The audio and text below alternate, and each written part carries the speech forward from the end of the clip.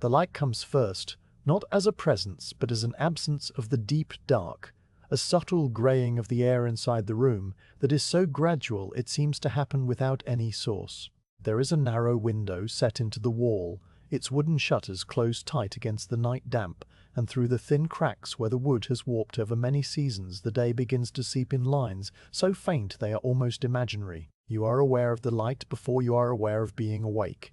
The way the darkness behind your eyelids softens from black to a brownish red, the color of dried leaves held up to a candle flame. The room is small, its ceiling low enough that standing upright requires a slight bowing of the head, though you are not standing and will not stand for some time. The beams above are dark with age and smoke, rough-hewn trunks of oak that still hold the memory of the forest in their grain. You lie on a mattress stuffed with straw, and over many nights and many days, the straw has compacted beneath the weight of your body, forming a hollow that fits you precisely, a gentle depression in the center where your shoulders and hips rest. The wool blanket covering you is heavy and undyed, the color of the sheep it once belonged to, a cloudy gray-brown that absorbs the weak light rather than reflecting it. You do not rise. There is no reason to rise quickly, no bell calling you to work, no urgency pulling at the edges of your mind. The village outside is beginning its day, but the sounds are distant and muffled by the thick walls of wattle and daub, the packed earth and straw plaster that keeps the inside separate from the outside. You hear a rooster somewhere down the lane, its call thin and reedy through the layers of wood and thatch, and beneath that, the faint clink of a bucket being set down by the well. These sounds do not demand your attention. They are simply part of the morning, like the light, a background texture that has been there for as long as you can remember and will be there again tomorrow. You shift slightly under the blanket, and the straw rustles beneath you, a dry whispering sound that is both familiar and temporary, as if the mattress itself is commenting on the small movement and then falling silent again. The ache is there, as it always is. It lives deep in the joints of your fingers, a dull, persistent throb that does not flare or spike, but simply occupies the space where the bones meet. Your knees hold a similar heaviness, and your hips feel as though they have been filled with cold sand, dense and unyielding. There is no thought of medicine, because there is no medicine. This is simply the way the body feels in the morning and in the afternoon and in the evening. It is a fact of existence, like the grain of the wood or the smell of the hearth ash. The shutter is made of two wide planks joined by a crossbrace, and over time the wood has pulled away from the frame, just enough to let in those slender blades of light. One falls across the foot of the bed, a pale stripe that lands on the rough wool and illuminates the individual fibers, making them glow slightly against the darker weave. Another line touches the wall near your head, and you can see the texture of the plaster there, the tiny bumps and ridges left by the hand that smoothed it years ago. Dust motes drift through these beams of light without hurry, suspended in the still air of the room, moving only when your breath stirs them or when a draught finds its way through the thatch above. You watch the dust without watching it, your eyes half open and unfocused, the way one might gaze at a familiar ceiling and see nothing in particular. The sparrow arrives at the windowsill. You know it is a sparrow by the sound, a small scratching of tiny claws on the stone ledge, and a series of short chirps that are more like conversation than song. It speaks to the morning, to the light, to itself, and then it is quiet, and you imagine it sitting there with its feathers puffed against the chill, looking out at the garden and the lane beyond. The bird asks nothing of you and expects nothing. It is simply another presence in the slow unwinding of the day. The room is not empty of objects, but the objects are few, and they are all made of the same limited palette of materials. There is a wooden stool in the corner with 3 legs, one of which is slightly shorter than the others, so it wobbles if you put your weight on it wrong. There is a shelf carved into the recess of the wall near the hearth, and on that shelf sits a clay cup and a small lump of something that might be a root vegetable left to dry. The hearth itself is cold now, the ashes from last night's fire grey and powdery, a fine dust that shifts when the air moves. A single iron pot hangs from a hook in the chimney, its bottom blackened with soot that will never fully wash away. All these things are still and quiet, and they have been here through many mornings just like this one. The blanket weighs on your chest with a pressure that is not unpleasant, a reminder that you are held in place by something solid and warm. Your hands rest on top of the wool, and you can see them in the growing light, the skin pale and the knuckles slightly swollen, the fingers curled loosely inward, as if they are holding on to something that is not there. You do not try to straighten them. The effort would be noticeable, and you are in no hurry to notice effort. The light has changed. It is a small change, the difference between grey and pale yellow, but you are aware of it because you have been lying here for a long time, and the room is the only thing to observe. The stripe on the blanket has moved, sliding slowly toward the edge of the bed as the sun outside climbs higher behind the hills. You know the sun is behind the hills because the window faces east, and the light is always strongest in the morning, fading to a diffuse glow by midday when the shadow of the roof peak falls across the glass. The glass is not glass as you might know it now, but something thicker and cloudier, a circle of flattened horn set into the upper part of the shutter, too opaque to see through clearly, but translucent enough to let the day's brightness change the color of the room. You watch the wall where the plaster meets the beam, and you see a small spider moving with deliberate care along the edge, its legs thin and brown against the whitewash. It stops, waits, and then continues, and you follow its progress without interest, but also without looking away. There is nothing else that requires your eyes. Your breathing is slow and shallow, the kind of breathing that comes when the body is at rest, but not fully asleep. Suspended in that state between waking and dreaming, where thoughts are soft and formless. You think about the water in the clay cup on the shelf, how it will taste when you eventually sit up and drink. The water comes from the well in the center of the village, drawn up in a wooden bucket on a rope that is frayed in two places, and it is always cold no matter the season, tasting of deep earth and ancient stone. You think about the bread that sits wrapped in a cloth on the table, a dark round loaf made from rye and barley, dense and sour and requiring a long time to chew. These thoughts are not plans or intentions. They are simply the contents of a mind that has nothing else to fill it, drifting from one familiar image to the next, like the dust motes drifting through the sunbeams. The ache in your joints does not lessen, and it does not worsen. It is a constant companion, a low hum beneath the surface of every sensation, so familiar that you only notice it when you deliberately turn your attention toward it. You turn your attention toward it now, not because you want to, but because the mind wanders, and sometimes it wanders into the body.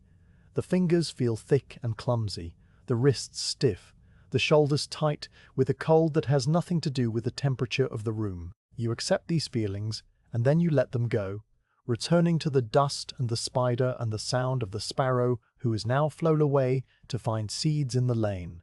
The village continues its morning beyond the walls of your cottage. You can hear a cart passing on the road, the wooden wheels grinding against the packed earth and the loose stones, a slow creaking rhythm that fades as it moves toward the fields.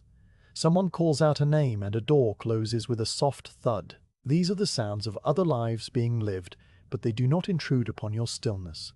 Your stillness is a thick thing, a heavy blanket made of time and acceptance, and it wraps around you as surely as the wool on the bed. The room smells of old smoke and dry straw and the faint mustiness of a space that is rarely fully aired. It is not an unpleasant smell. It is the smell of home, of safety, of the place where you have spent countless hours lying just like this, while the world outside turned through its cycles of planting and harvest and snow and thaw. You shift your legs slightly, and the straw rustles again, and a small amount of chaff pokes through the ticking and scratches your ankle. You do not move to brush it away. The scratching is a small thing, and it will either stop on its own or it will continue. And either outcome is acceptable. The light is now a warm gold color, and it fills the room more completely, the cracks in the shutter no longer the only source, but supplemented by the glow that comes through the horn pane. You can see the shape of the stool more clearly now, its three legs and its worn seat, the grain of the wood visible as a series of dark lines flowing around a knot. You can see the hearthstones, each one a different shade of grey, fitted together with dried clay that has cracked in places. You can see your own hands more clearly too, the fine lines on the knuckles and the faint blue veins beneath the pale skin. There is no mirror in the room, and you have not seen your own face in a very long time, except as a wavering reflection in the surface of the water bucket. But you know the face without seeing it. It is a face that has settled into its own shape. The lines around the eyes deeper than they once were, the skin looser at the jaw, the expression one of calm endurance rather than joy or sorrow. This is the face that looks out at the garden gate and the grey sky and the rain when it comes. And it is the face that rests on the straw pillow now, turned toward the window in the morning. You consider sitting up. The thought is a vague one, not yet connected to any intention of movement. You imagine the sequence of actions, pushing the blanket down with your hands, rolling onto your side, using one arm to brace against the mattress while the other reaches for the edge of the bed frame. Each step feels like a journey in itself, a series of small efforts that will add up to a larger effort, and you are not yet ready for that larger effort. The body knows its own limits, and it communicates those limits through a heaviness that is more than physical. It is a heaviness of the will as well, a reluctance to disturb the perfect stillness of the moment. The room is quiet and warm and you are safe. There is no reason to be anywhere else. So you remain where you are, and the morning continues to unfold around you without any need for your participation. The dust motes dance their slow dance. The spider has reached the corner where the two walls meet and is now exploring a crack in the plaster. The light stripe has moved entirely off the blanket and now rests on the packed earth floor, illuminating a small patch of straw and a single smooth pebble that must have been tracked in on someone's shoe long ago. You look at the pebble and you notice that it is round and grey, with a thin white line running through its middle, like a vein of quartz or a frozen streak of cloud. You will look at this pebble many more times in the days and weeks to come, and each time you will notice the same details, and each time it will be as if you are seeing it for the first time. That is the nature of a small room and a slow life. The objects become companions in the stillness, and their unchanging presence is a comfort rather than a monotony. The sparrow returns. You hear it land on the sill again, a soft tap of tiny claws, and then its chirping begins once more, a series of short notes that rise and fall in no particular pattern. You listen to the sparrow, and you think about the garden outside, the way the cabbages look in the early light, with their broad leaves cupping the dew, the way the bean vines climb the rough poles, the way the path to the gate is worn smooth by countless footsteps. You will not see the garden today, or perhaps you will, but only from the doorway, as you stand for a moment to breathe the outside air before returning to the stool by the hearth. The garden will be there tomorrow and the day after, and the cabbages will grow slowly, and the beans will twist higher on their poles, and the path will remain smooth and waiting. There is time. There is nothing but time. The chronic illness that lives in your body has taken many things, but it has also given this, a complete and total acceptance of the present moment as it is, without the need to change it or escape it. You are here, in this bed, in this room, in this village, under this grey sky that is slowly turning blue at the edges. That is enough. It has to be enough, and because it has to be, it is. The warmth of the blanket is beginning to feel slightly too warm now, a sign that the sun has climbed high enough to heat the thatch above. You shift the wool down just a few inches, exposing your shoulders to the cooler air of the room. The air touches your skin, and you feel the difference, a slight chill that raises the fine hairs on your arms. It is not unpleasant. It is simply another sensation to add to the collection of sensations that make up this particular morning. The ache is still there, as it will be there when you finally rise, and as it will be there when you lie down again tonight. It is the background hum of your existence, the drone of the bagpipe that plays beneath every other sound.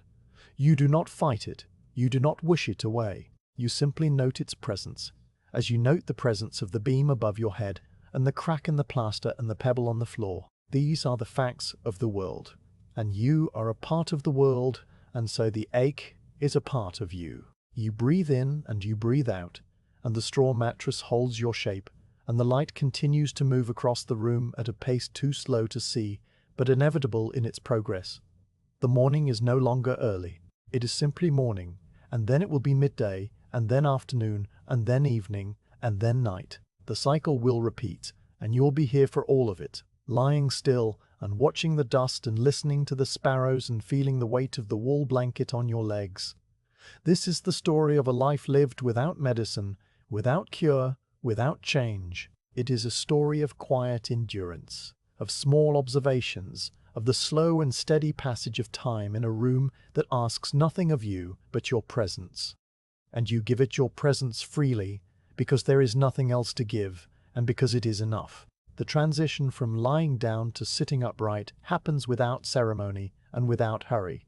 A slow unfolding of limbs that have grown accustomed to their positions over the long morning. You push the wool blanket aside with a movement that is more intention than force, the heavy fabric sliding down toward the foot of the bed in a series of soft folds and wrinkles. The air outside the blanket is cooler than the air inside, and it touches your arms and neck with a gentle indifference, neither welcoming nor rejecting, simply present. You swing your legs over the edge of the mattress, and the straw inside shifts and compresses further, releasing a dry, grassy smell that mingles with the older scents of smoke and dust. Your feet find the packed earth floor, and the surface is cold and hard against the soft skin of your soles, a reminder that the ground beneath the cottage holds the chill of the deep earth no matter the season. You sit there for a long moment on the edge of the bed, your hands resting on your thighs, your shoulders slightly rounded, your head bent forward as if listening to something only you can hear. There is no sound to hear, only the quiet of the room and the distant murmur of the village going about its ordinary business. Standing requires a negotiation with the body. You lean forward slightly and place both palms flat on the mattress on either side of your hips. Then you push upward while the muscles in your legs tighten and complain. The ache that lives in your knees and hips speaks a little louder during this movement, a deep, dull voice that notes the pressure and the weight and the effort. You rise slowly and you pause halfway, your back still curved, your hands still pressing down, allowing the body to adjust to the new position. Then you straighten fully, and the top of your head comes close to the low beam that runs across the center of the room. You have learned over many days and many years exactly where that beam is, and you duck slightly without thinking about it. A habit worn into the body as deeply as the hollow in the straw mattress. Standing feels different than lying down, not better or worse, but simply different, a redistribution of the same heaviness from a horizontal plane to a vertical one. The weight settles into your hips and travels down through your legs to the soles of your feet, which press into the cold earth and accept the burden without complaint. The table is not far from the bed, a distance of perhaps 5 steps across the small room, but those 5 steps take their own measure of time. You move one foot forward and then the other, a slow shuffle that barely lifts the toes from the ground, and with each shift of weight, the floorboards creak beneath the packed earth in a language only the house understands. The table itself is a simple thing made from a single wide plank of oak, supported by 2 trestles, its surface darkened and smoothed by years of use, worn to a soft gleam in the places where hands and bowls and elbows have rested most often. A 3-legged stool waits beside the table, and you lower yourself onto it with the same careful negotiation, gripping the edge of the plank for balance and letting your body descend in stages until your weight is fully received by the wood. The stool wobbles slightly because of the short leg, and then it settles, and you settle with it, and the room becomes still again. On the table sits a loaf of bread wrapped loosely in a square of undyed linen cloth. The cloth is coarse and uneven, spun from flax fibers that were pulled and twisted and woven by hands that knew the work intimately, and it holds the bread like a soft nest, protecting it from the dust and the flies and the dry air that would turn it too quickly to stone. You reach out and your fingers find the edge of the cloth, pulling it back slowly to reveal the loaf beneath. The bread is dark, the color of wet earth or tree bark after rain, and its surface is rough with the cracked crust that formed in the heat of the hearth. It is not a large loaf, but it is dense and heavy for its size, a solid weight that promises sustenance without offering pleasure. You break off a piece using both hands, one to hold the loaf steady and the other to twist and pull, and the crust resists for a moment before giving way with a low tearing sound. The inside is darker still, a brownish-grey crumb that is close textured and slightly moist, and you can see the tiny holes where gas bubbles formed during the slow fermentation of the rye and barley dough. You bring the piece of bread to your mouth, and you take a small bite. The crust is hard and requires pressure from your teeth to crack through, and when it yields, the interior is chewy and dense and faintly sour. The sourness comes from the long rising, the wild yeasts that live in the air of the cottage and the village, captured and cultivated over generations in a wooden trough that is never fully cleaned. There is no salt that you can taste, or very little, and there is no honey or fat to soften the rough edges of the flavor.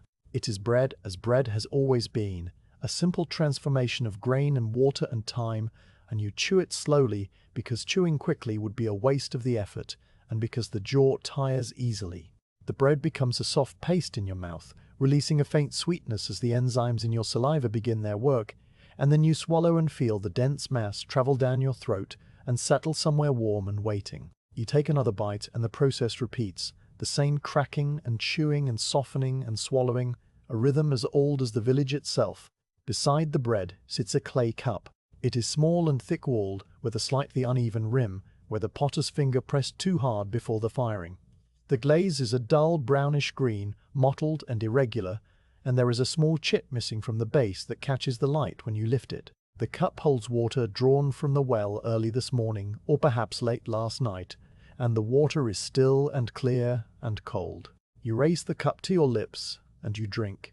And the water tastes of the deep earth, of wet stone and ancient clay, of the mineral veins that run through the hillside beneath the village. There is no sweetness to it, and no bitterness, only the clean cold taste of something that has been filtered through 1,000 layers of rock and soil. The water is cold enough to make your teeth ache slightly, and you take only a small sip before lowering the cup and letting the chill fade from your mouth. You will drink more later, as the day wears on and the throat becomes dry. But for now, a single sip is enough to moisten the bread and to remind the body that it is alive and functioning.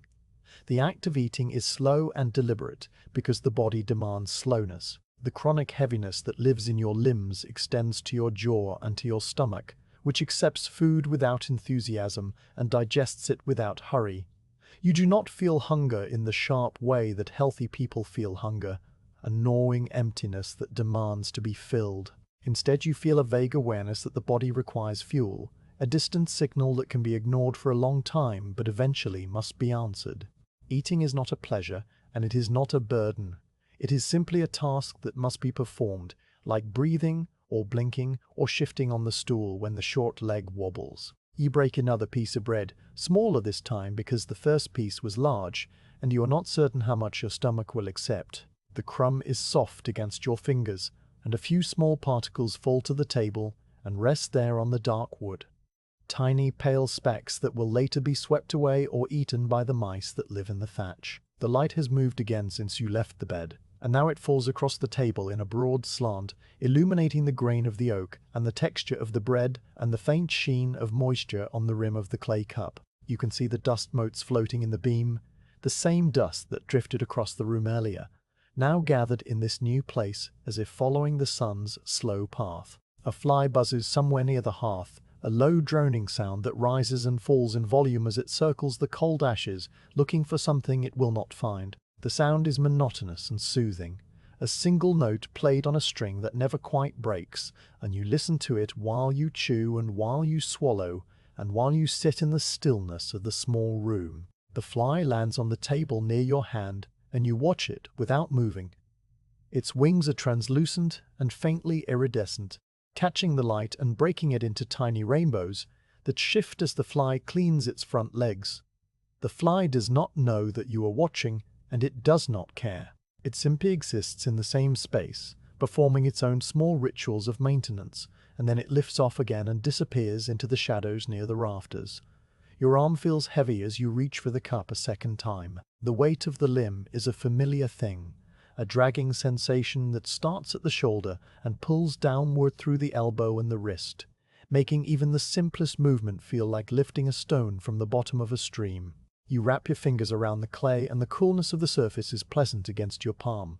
You raise the cup and you drink again, a longer sip this time, letting the cold water fill your mouth completely before swallowing. The water travels down your throat and you can feel its progress, a cool line that fades as it reaches the chest and merges with the warmth of the body. You set the cup down carefully, aligning it with the same faint ring of moisture that marks its usual place on the table, and you notice that the ring is slightly darker than the surrounding wood, a permanent stain left by countless cups of water over countless cups of water over countless days. The stain is a record of time, a mark made by repetition and patience, and it will remain long after the water has evaporated and the cup has been moved. The bread sits half-eaten on the cloth and you look at it without any particular feeling. You are not hungry anymore, or you are as hungry as you were before, which is to say not very, and not at all at the same time. The body's signals are muddled and unclear, a language you once understood fluently, but now speak only in fragments and guesses. You decide that you have eaten enough for now, and you fold the linen cloth back over the loaf, tucking the edges under to keep the bread from drying out too quickly. The cloth is soft from many washings and it drapes easily, settling into place like a blanket over a sleeping child. You will return to the bread later, perhaps when the light has shifted again and the shadows have grown longer, or perhaps you will wait until evening when the fire is lit and the room is warm and the bread can be toasted on a flat stone near the coals. There is no hurry and there is no schedule, only the slow turning of the day and the quiet rhythm of your own needs. You rest your hands on the table in front of you, palms down against the smooth wood, and you feel the grain beneath your fingertips. The oak is old and the rings of its growth are visible as subtle ridges that rise and fall across the surface. You trace one of these ridges with the tip of your index finger, following its gentle curve from the edge of the table toward the center, and you think about the tree that once stood in a forest somewhere beyond the village, its roots deep in the same earth that now supports your cottage. The tree grew slowly over many seasons, adding ring after ring of new wood, and then one day it was cut down and shaped and planed, and it became this table. And now you sit here with your hands on its surface, and your body heavy with an illness that has no name and no cure, and the tree and you are connected by the simple fact of your shared existence in this room. The thought is neither profound nor sad. It is simply a thought that drifts through your mind like the dust through the sunbeam, arriving and then departing without leaving any trace behind. The fly has returned and it lands on the edge of the clay cup, walking carefully along the rim with its tiny feet. You watch it pause and then continue, and you wonder, without urgency, whether flies drink water or whether they find all the moisture they need from other sources. The question does not require an answer, and you do not seek one. You simply observe the fly and the cup and the light and the bread and the table, and you allow the moment to be exactly what it is. The ache in your joints continues its quiet commentary, a background hum that is always present but not always noticed. When you do notice it, as you do now, you greet it like an old companion, and then you let it fade back into the general texture of sensation. The stool wobbles slightly as you shift your weight and you adjust without thinking, leaning a little to the left to compensate for the short leg. The adjustment is automatic, learned over hundreds of hours spent sitting in this exact spot, and it brings the stool back into balance and the room back into stillness. Outside the cottage, the village has grown quieter as the morning advances toward midday. The sounds of carts and voices and doors have faded into a softer background murmur, the kind of quiet that settles over a place when everyone has gone to their work and the only movement is the slow drift of clouds across a grey sky. You can hear a chicken clucking somewhere nearby, a sound that is both random and patterned, and beneath that, the distant bleat of a sheep on the common pasture beyond the lane. These sounds are so familiar that you hardly hear them as separate events. They're simply the voice of the village, a continuous low music that has played in the background of every day for as long as you can remember. You sit at the table and you listen without listening, your mind drifting in and out of awareness like a boat on a calm lake that moves only with the gentlest of currents. The water in the cup is still cold when you reach for it a third time, though the chill has softened slightly from the warmth of the room. You drink again, a small sip that wets your lips and your tongue, and you hold the water in your mouth for a moment before swallowing, letting it sit there and absorb the faint taste of clay that has leached from the cup over many uses. The clay taste is earthy and mineral, not unpleasant, but distinct, a reminder that everything you touch and taste is made from the same basic materials, earth and water and fire and air. You swallow and the water joins the bread in your stomach, and the body continues its slow work of turning these simple things into the energy required to sit and to breathe and to exist. The energy comes slowly and it is never quite enough, leaving you with a perpetual sense of running just behind the needs of the moment. But you have grown accustomed to this lag, and you no longer fight against it. You simply wait, and the body does what it can. Your eyes have grown heavy while you sit, and the lids threaten to close, pulling you back toward the bed and the straw mattress and the long afternoon of rest. The chronic fatigue is not sleepiness exactly. It is something deeper and more pervasive, a weariness that lives in the bones and the blood and the breath. You could lie down now and you would sleep, or you would not sleep, but you would rest, and the body would appreciate the rest. Instead, you remain at the table a little longer, your hands still on the wood and your gaze fixed on nothing in particular. The sunbeam has moved again, and now it touches the edge of the breadcloth, making the coarse linen glow with a soft golden light. The fibers of the cloth are visible in this light, twisted and woven and full of tiny irregularities, and you notice how the flax has been spun with a slight unevenness that gives the fabric its character. Someone made this cloth, sitting at a wheel or a spindle in a room much like this one, and their hands moved in the same slow rhythm that your hands move now, one action following another without hurry or ambition. The morning has become midday, and you have eaten bread and you have drunk water and you have sat at the table and watched the light change. These are the events of the day so far, and they are enough. You will rise from the stool soon, pushing yourself up with the same careful negotiation, and you will walk the 5 steps back to the bed, and you will lie down and pull the blanket over your legs. The bread will wait on the table beneath its linen cloth, and the water will remain in the clay cup, and the fly will continue its explorations of the room. Nothing has been accomplished, and nothing has been lost. The chronic illness that lives in your body has not worsened, and it has not improved. It has simply continued, a steady companion through the small hours of the morning and the slow approach of the afternoon. You breathe in and you breathe out, and the air tastes of bread and cold water and old wood and dust, and you are content in the way that a stone is content, simply being where it is, and asking nothing more. The floorboards creak beneath your weight as you shift on the stool and consider the possibility of standing.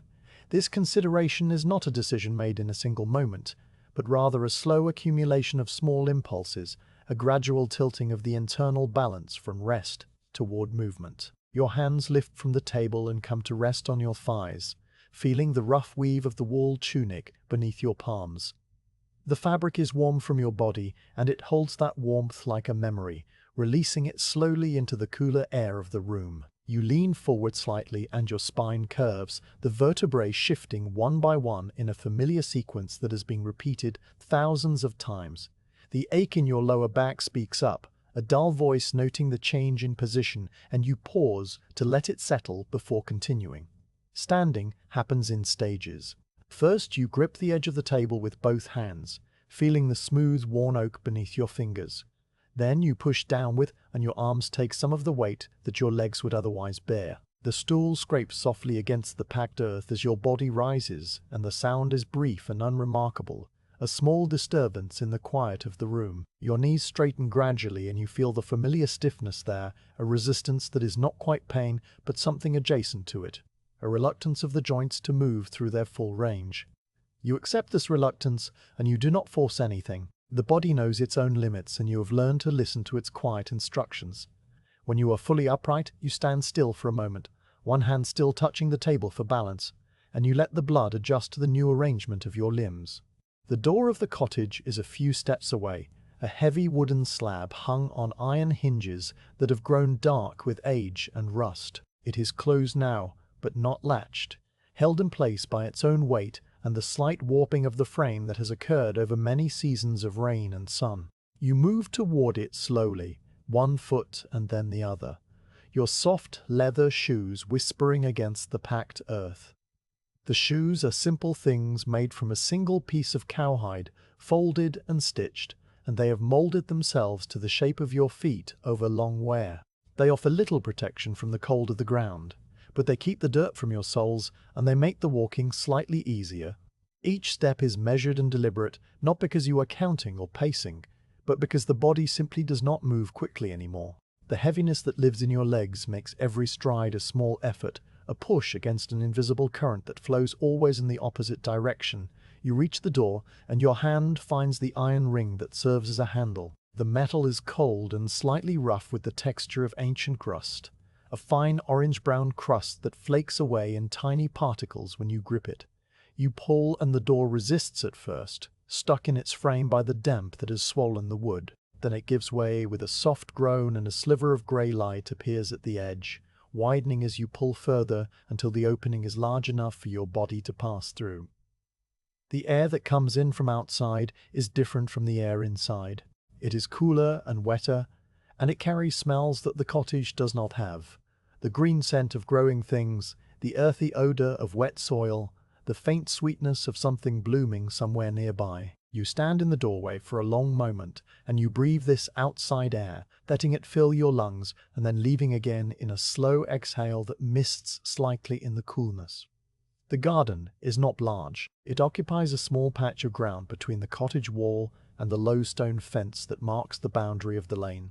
The path from the door to the garden gate is a straight line of packed earth, worn smooth by the passage of feet over many years, and it is this path that you will walk now, though the walking will take its own time and follow its own rhythm. You step out from the threshold and your foot lands on the path, and the texture is different here, harder and more compact than the floor inside, with small stones embedded in the surface that press against your soles through the thin leather. The sky above is a uniform grey, the colour of unwashed wool, and it stretches from horizon to horizon without any visible break or variation.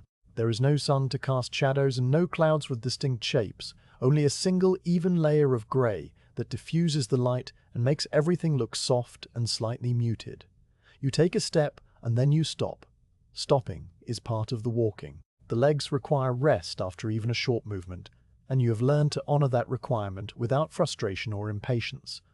You stand on the path and you look at the garden around you, the small plot of turned earth where the cabbages grow in their neat rows. The cabbages are pale green and their outer leaves spread wide and flat, cupping the morning dew that has not yet evaporated in the cool grey air. Each leaf has a pattern of veins running through it, a delicate network of raised lines that branch and divide and carry water from the stem to the farthest edges. You notice these veins because you are standing still and the cabbages are right there in front of you, close enough to touch if you were to bend down, though you will not bend down today. Bending requires a negotiation with the body that you are not prepared to make right now. Beyond the cabbages are the bean poles, a tripod of rough branches tied together at the top with a piece of twine made from hemp fibers. The bean vines have climbed halfway up the poles, their tendrils wrapping around the wood in tight spirals that hold them fast against the wind. The leaves are heart-shaped and slightly fuzzy, and there are small white flowers beginning to open near the top of the vines. You can see the flowers from where you stand, and they look like tiny stars against the dark green of the leaves. A bee moves among them, its body heavy and golden, and you watch it land on one flower and then another, performing its slow work without any awareness of your gaze. The bee hums and the sound is low and steady, a single note that blends with the other sounds of the garden. The rustle of leaves in the faint breeze, the distant call of a bird, the creak of the cottage timbers behind you. You take another step and then another, moving perhaps the length of your own body before stopping again. The path is not long, perhaps 20 steps in total from door to gate, but the distance is measured in something other than steps today. It is measured in breaths, and in pauses, and in the small observations that fill the spaces between movements. You notice a stone on the path that is round and grey and smooth, worn to its present shape by water in some ancient streambed, long before it found its way here. You notice a patch of moss growing at the base of the cottage wall, a soft green carpet that is wet to the touch and cool even in summer. You notice the way the grey light falls on the bean leaves and makes them look almost silver at the edges. These are the things that fill the time it takes to walk 40 feet, and they are enough.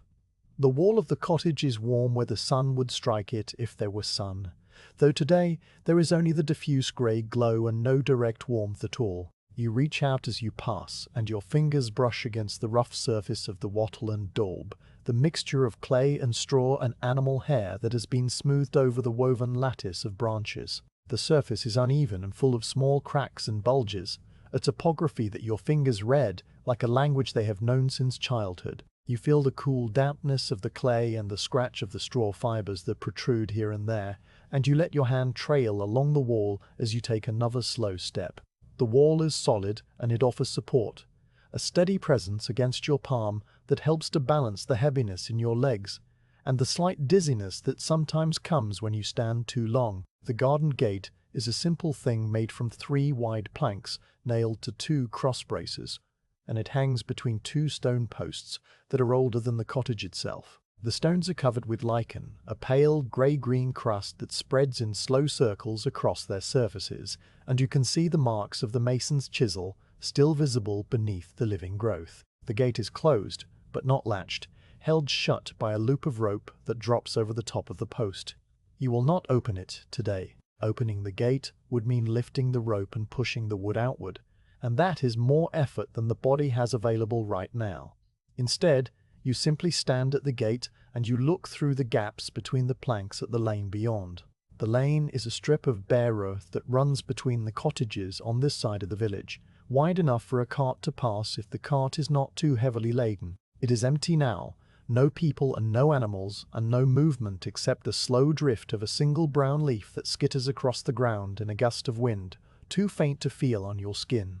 The leaf tumbles and stops and tumbles again, and you watch its progress until it catches against a stone and lies still. On the other side of the lane is another cottage much like your own, with the same low door and the same small window and the same small window and the same thatched roof that needs patching in one corner. Smoke rises from the hole in the thatch, a thin grey column that is barely visible against the grey sky, and you know that someone inside has lit a fire against the damp and is sitting near it just as you sat near your own cold hearth this morning. You turn your head slowly, feeling the muscles in your neck stretch and complain, and you look back toward your own cottage. From here the building looks small and humble, its walls the colour of the earth from which they were made, its roof a thick brown cap of straw that has faded and darkened with age. The door still stands open and you can see the dim interior beyond, the edge of the table and the pale shape of the breadcloth and the darker shadow of the bed against the far wall. The cottage looks patient, waiting for your return without any demand or expectation. It has stood in this spot for longer than you have been alive, and it will stand here after you are gone, sheltering whoever comes next with the same quiet indifference. You think about this as you stand at the gate, the weight of your body leaning slightly against the stone post for support, and the thought is not sad or troubling, but simply true. The air is damp, and it carries the smell at the stream that runs at the bottom of the lane, a small water course that winds through the village and provides water for the gardens and the animals.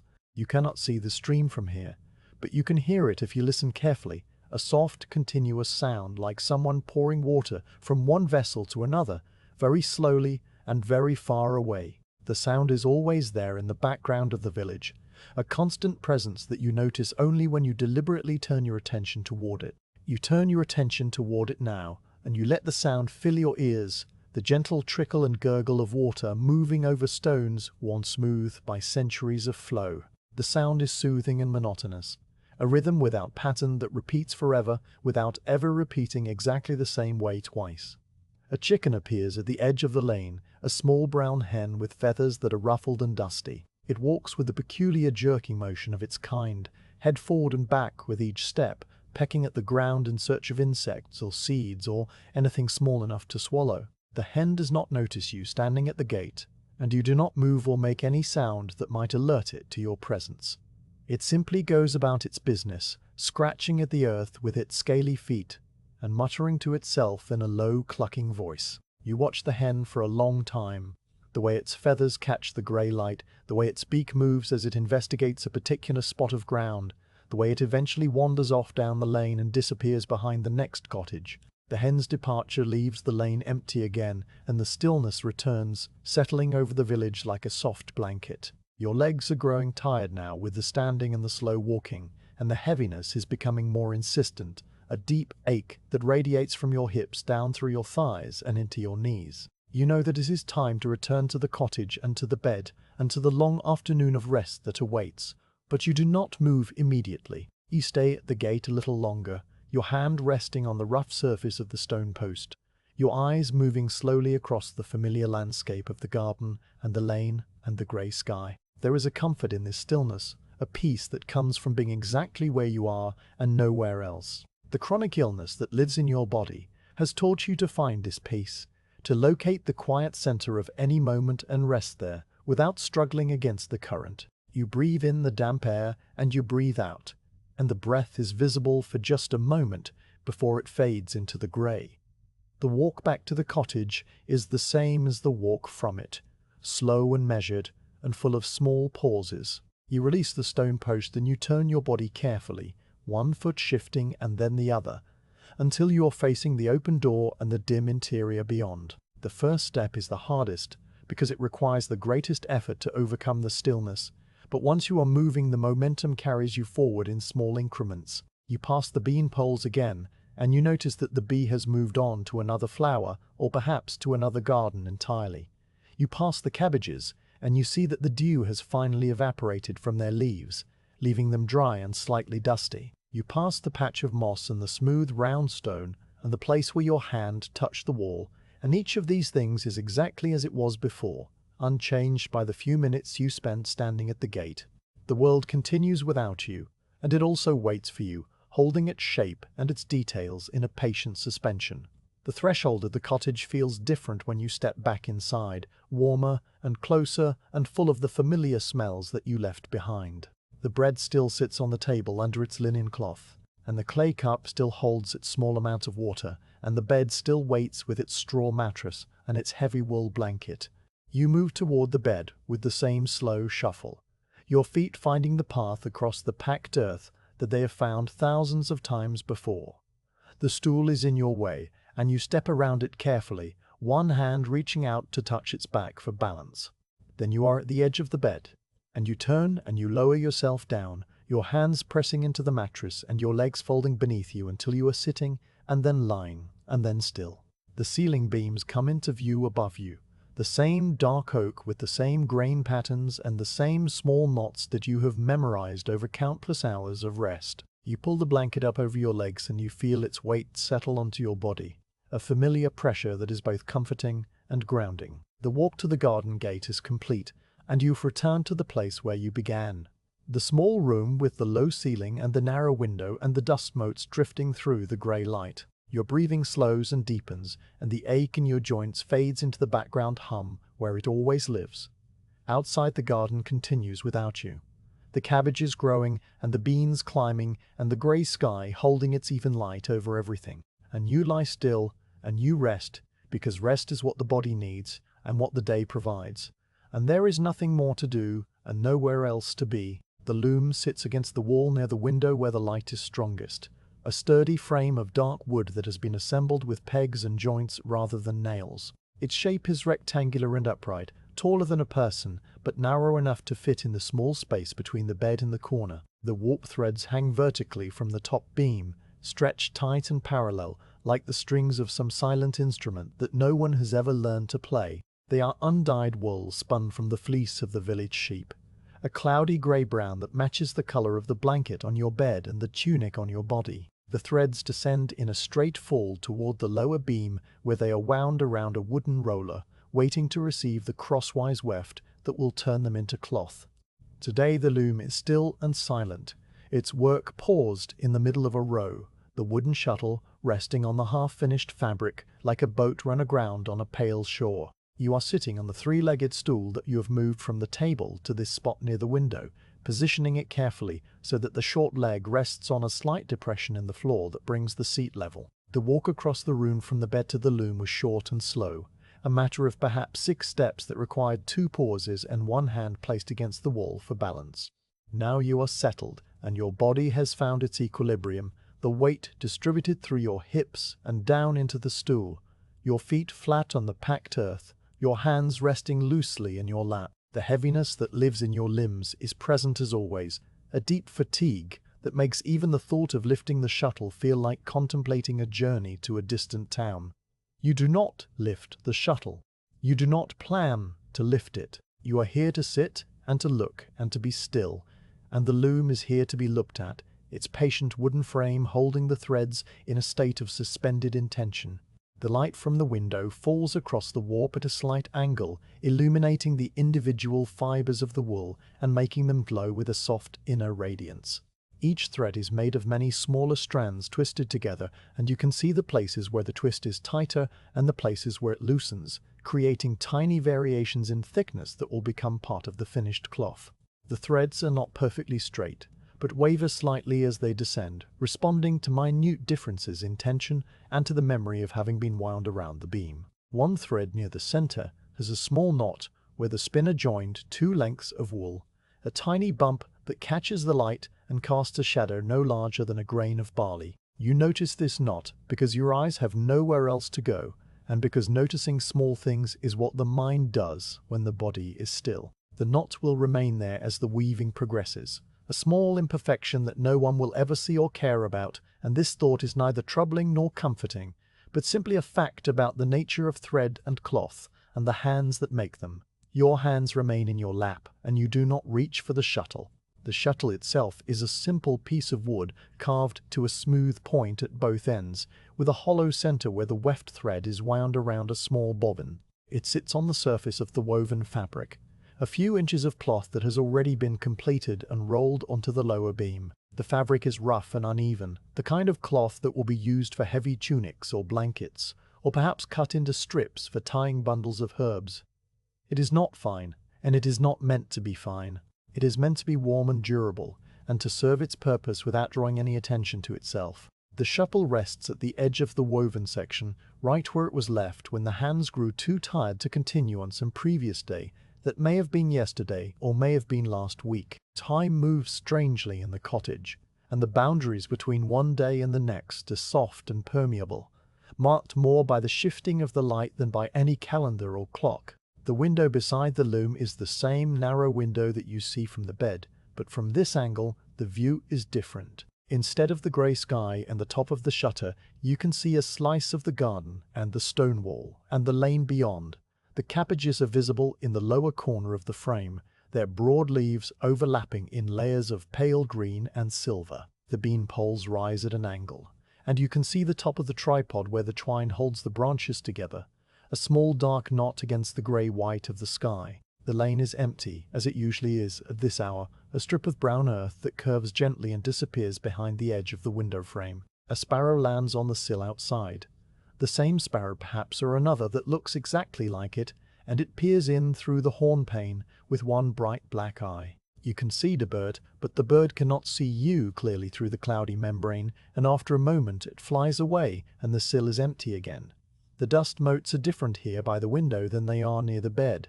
They are more numerous, and they move more actively, stirred by the draughts that find their way through the gaps in the shutter and the cracks in the wall. They float and swirl in the shaft of light, rising and falling in slow spirals that have no pattern and no purpose.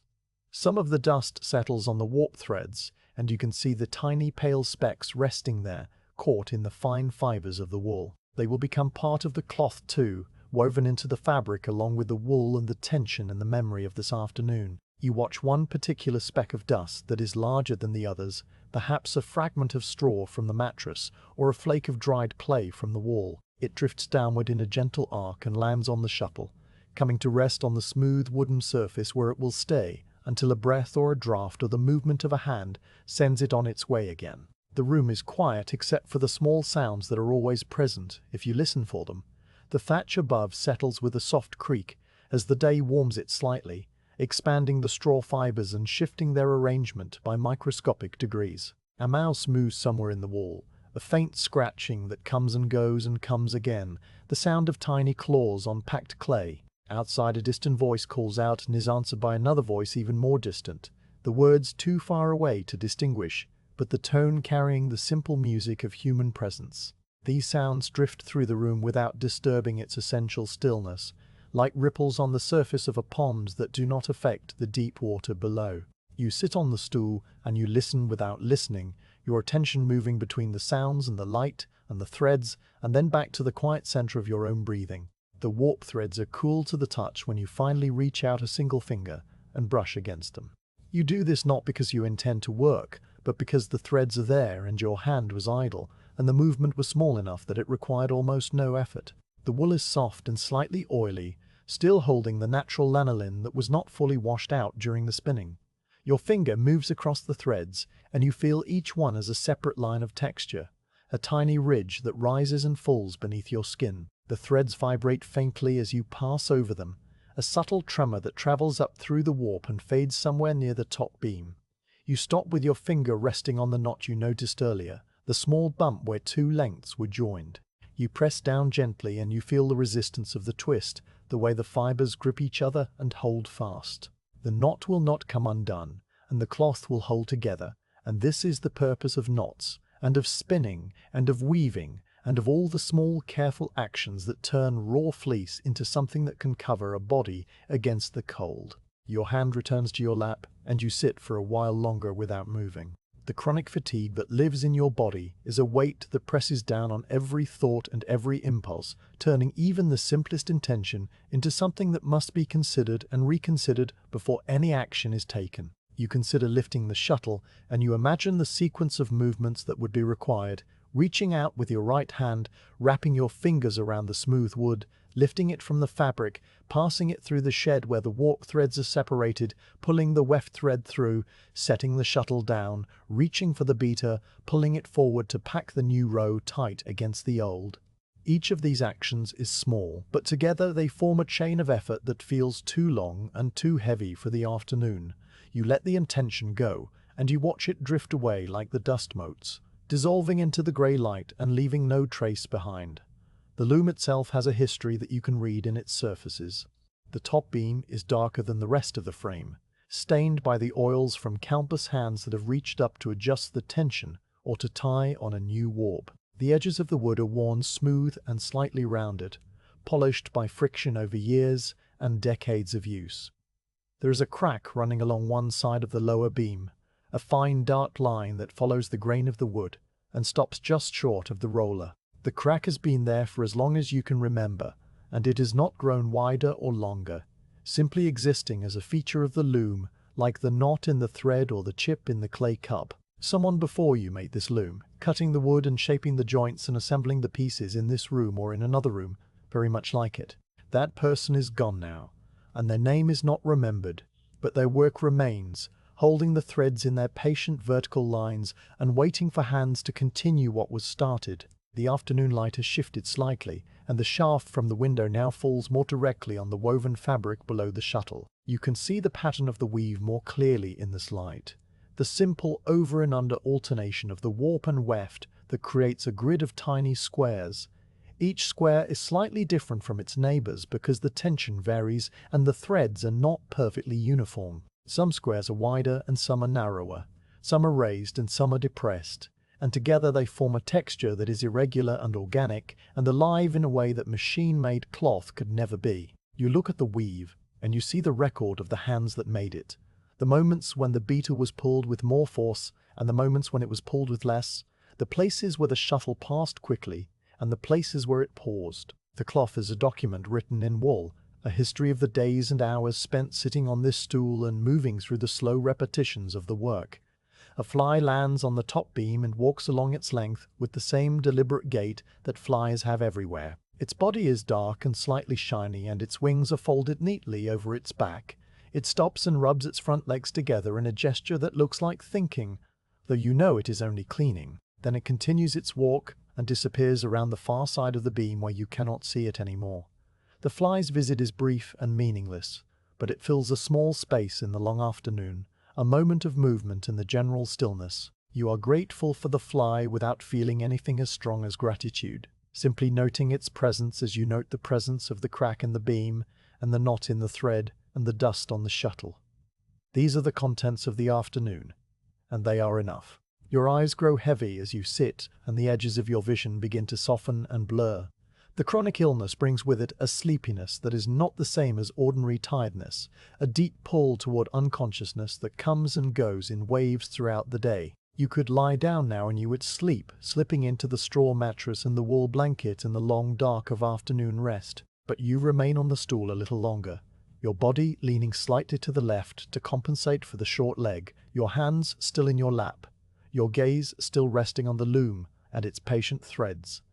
There is no reason to hurry towards sleep and no reason to avoid it. Sleep will come when it comes, and you will receive it when it arrives, just as you receive the light and the dust and the small sounds of the cottage settling into the earth. The shuttle has not moved and the warp threads have not changed, and the afternoon continues to pass in its slow and imperceptible way. You think about the cloth that will eventually be finished, the length of rough wool that will be cut from the loom and washed and beaten and sewn into something useful. You think about the sheep that grew the wool, animals with dark faces and curved horns that graze on the common pasture beyond the lane. You think about the spinner who twisted the fleece into thread, sitting at a wheel in a cottage much like this one, her foot rising and falling on the treadle, her hands drawing out the fibers and letting them twist together.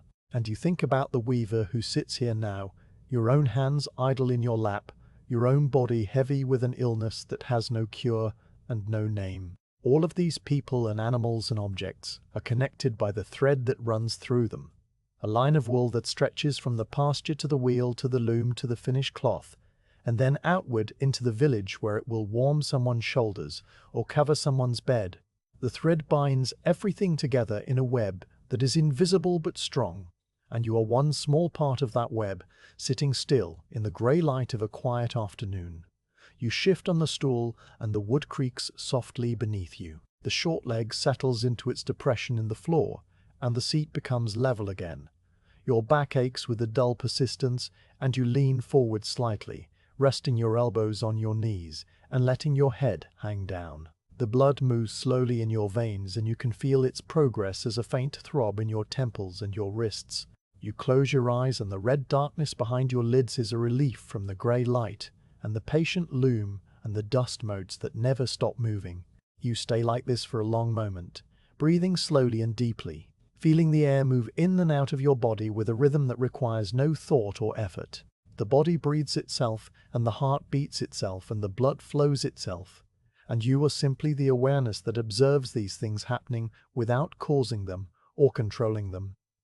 When you open your eyes again, the light has changed once more. The shaft from the window has moved further across the loom, and now it falls on the bare wall beyond, a pale rectangle of grey-white that contains no information and no detail. The warp threads are in shadow now, and they look darker and softer, their individual strands merging into a single vertical mass that hangs from the top beam like a frozen waterfall. The shuttle is a dark shape against the darker fabric, and the dust motes have become invisible without the light to illuminate them. The afternoon is growing older, and the day is moving toward evening. Their evening is still a long way off, and there are many hours of grey light remaining. You will not weave today, and you will not finish the cloth, and you will not do anything more than sit and breathe and watch the slow transformation of the room as the sun moves behind the clouds and the hills. The loom waits, and the threads wait, and you wait with them, suspended in the stillness of the cottage and the quiet of the afternoon.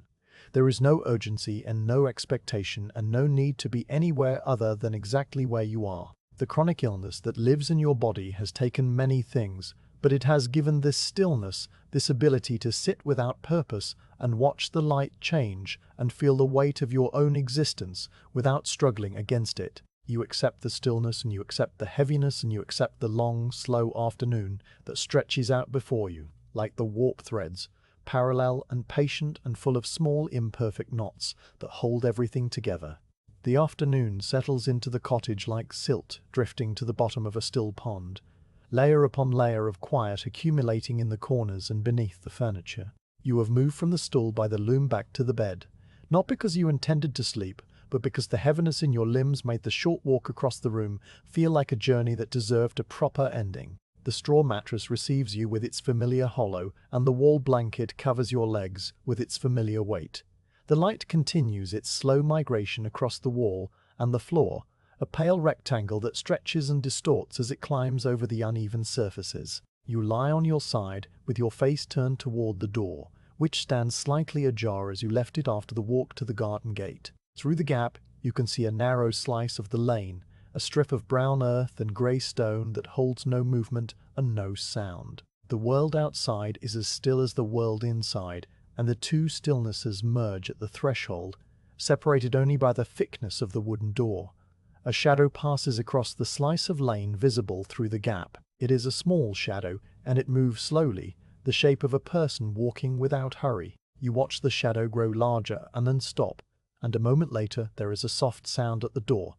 Not a knock exactly, but a gentle brushing of knuckles against the wood, the kind of sound that asks permission without demanding attention. You do not answer because your voice is resting along with the rest of your body, but the door is already open, and the person outside knows this, and knows you, and knows that an answer is not required.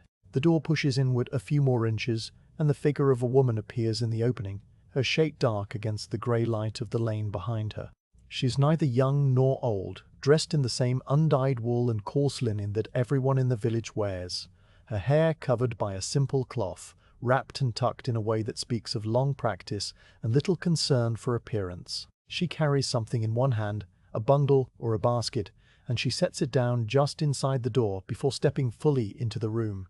The neighbor does not speak. She has come to this cottage many times before, and she understands that words are not always necessary and that sometimes they are more burden than gift. She crosses the room with the same quiet footsteps that you use, her soft leather shoes making only the faintest whisper against the packed earth. She pulls the three-legged stool away from the loom and carries it to a spot near the bed, positioning it so that she can sit facing you but not directly in your line of sight, allowing your gaze to rest wherever it wishes without the pressure of being watched. She sits, and she settles, and the stool wobbles once before finding its balance on the uneven floor. From a pocket in her skirt, she draws out a spindle and a mass of carded wool, the fibers soft and fluffy and the color of winter clouds. She begins to spin without any announcement or preparation, her fingers finding the rhythm as easily as breathing, and the spindle drops and turns and rises again in a cycle that has no beginning and no end. The sound of the spinning fills the room with a low, continuous hum, the whir of the spindle shaft rotating against the small notch in the wooden hall. It is a sound that lives in the middle range of hearing, not high enough to be sharp and not low enough to rumble. A steady drone that blends with the creak of the thatch and the distant murmur of the stream. The spindle turns and the fibers twist together, drawn out from the mass of wool by the neighbor's patient fingers, and the new thread winds itself around the shaft in a neat cone that grows slowly thicker as the minutes pass. You watch her hands without really watching them, your eyes resting on the movement, without tracking every detail. Her fingers are brown and weathered, the knuckles slightly swollen in a way that you recognize, and they move with an economy of motion that comes from having performed this same task thousands of times. She does not look at her hands, and she does not look at you. Her gaze is somewhere in the middle distance, focused on nothing in particular, and her face holds an expression that is neither happy nor sad, but simply present. The room is warmer with another body in it. The warmth is not dramatic, and it does not chase away the chill that lives in the walls and the floor, but it is noticeable in the way that small changes are noticeable when the baseline is absolute stillness. The neighbor's breathing adds a second rhythm to the room, slower than the spindle but just as steady, and the air moves differently with two sets of lungs drawing it in and releasing it. You feel the presence of another person as a subtle shift in the weight of the space, a gentle pressure against the edges of your awareness that is comforting without being demanding. She asks nothing of you, and she expects nothing. She is simply here, sitting on the stool, spinning wool into thread, existing in the same room at the same time, and this is enough. It has always been enough. The spindle drops and rises and drops again, a pendulum that marks time without counting it. The neighbor's foot taps softly against the floor in an unconscious rhythm, not keeping time with anything but following some internal pulse that matches the speed of her fingers. You watch the spindle turn and you listen to its hum, and you feel the warmth of the blanket and the presence of the other person, and the combination of these sensations creates a kind of peace that is rare and precious. The chronic illness that lives in your body does not disappear, and it does not lessen, but it moves to a different part of your awareness, becoming background noise rather than foreground signal. The neighbor does not know that she is doing this, and you do not tell her, and you do not need to tell her, because some things are understood without being spoken. The wool she is spinning is the same wool that hangs in warp threads on your loom, the same wool that fills your mattress and covers your bed and clothes your body. It came from the same flock of sheep that graze on the common pasture beyond the lane, animals with dark faces and patient eyes who spend their days moving slowly across the hillside and their nights huddled together beneath the stars. The neighbor probably helped to shear them in the spring when the weather turned warm and the fleece was thick and heavy with a year of growth. She probably sat with the other women of the village, washing the raw wool in the stream and spreading it on the grass to dry in the pale sun. She probably carded it herself, pulling the fibers between two wooden paddles set with small iron teeth until they lay smooth and parallel and ready for spinning. And now she sits here in your cottage and turns those fibers into thread, and the thread will become cloth or rope, or maybe it will be traded for something else that someone else has made. The cycle continues, and the neighbor is part of it, and you are part of it, and the sheep are part of it, all connected by the simple fact of wool. The spindle slows and stops as the neighbor reaches the end of the fibers she has been working. She sets it down carefully on her lap and pulls another handful of carded wool from her pocket, arranging it so that the fibers overlap with the end of the thread she has already spun. Her fingers find the join and she twists them together, and the spindle drops again and the hum resumes. The whole interruption has taken only a few seconds, and the rhythm continues as if it never paused. You notice a small callus on the side of her thumb, a patch of thickened skin that has developed over years of twisting wool, and you have a similar callus on your own thumb from your own spinning and weaving. The callus is a mark of belonging, a sign that you and the neighbor share something beyond the walls of this cottage and the quiet of this afternoon. The light from the door has shifted slightly, and now it falls across the neighbor's feet, illuminating the worn leather of her shoes and the hem of her skirt.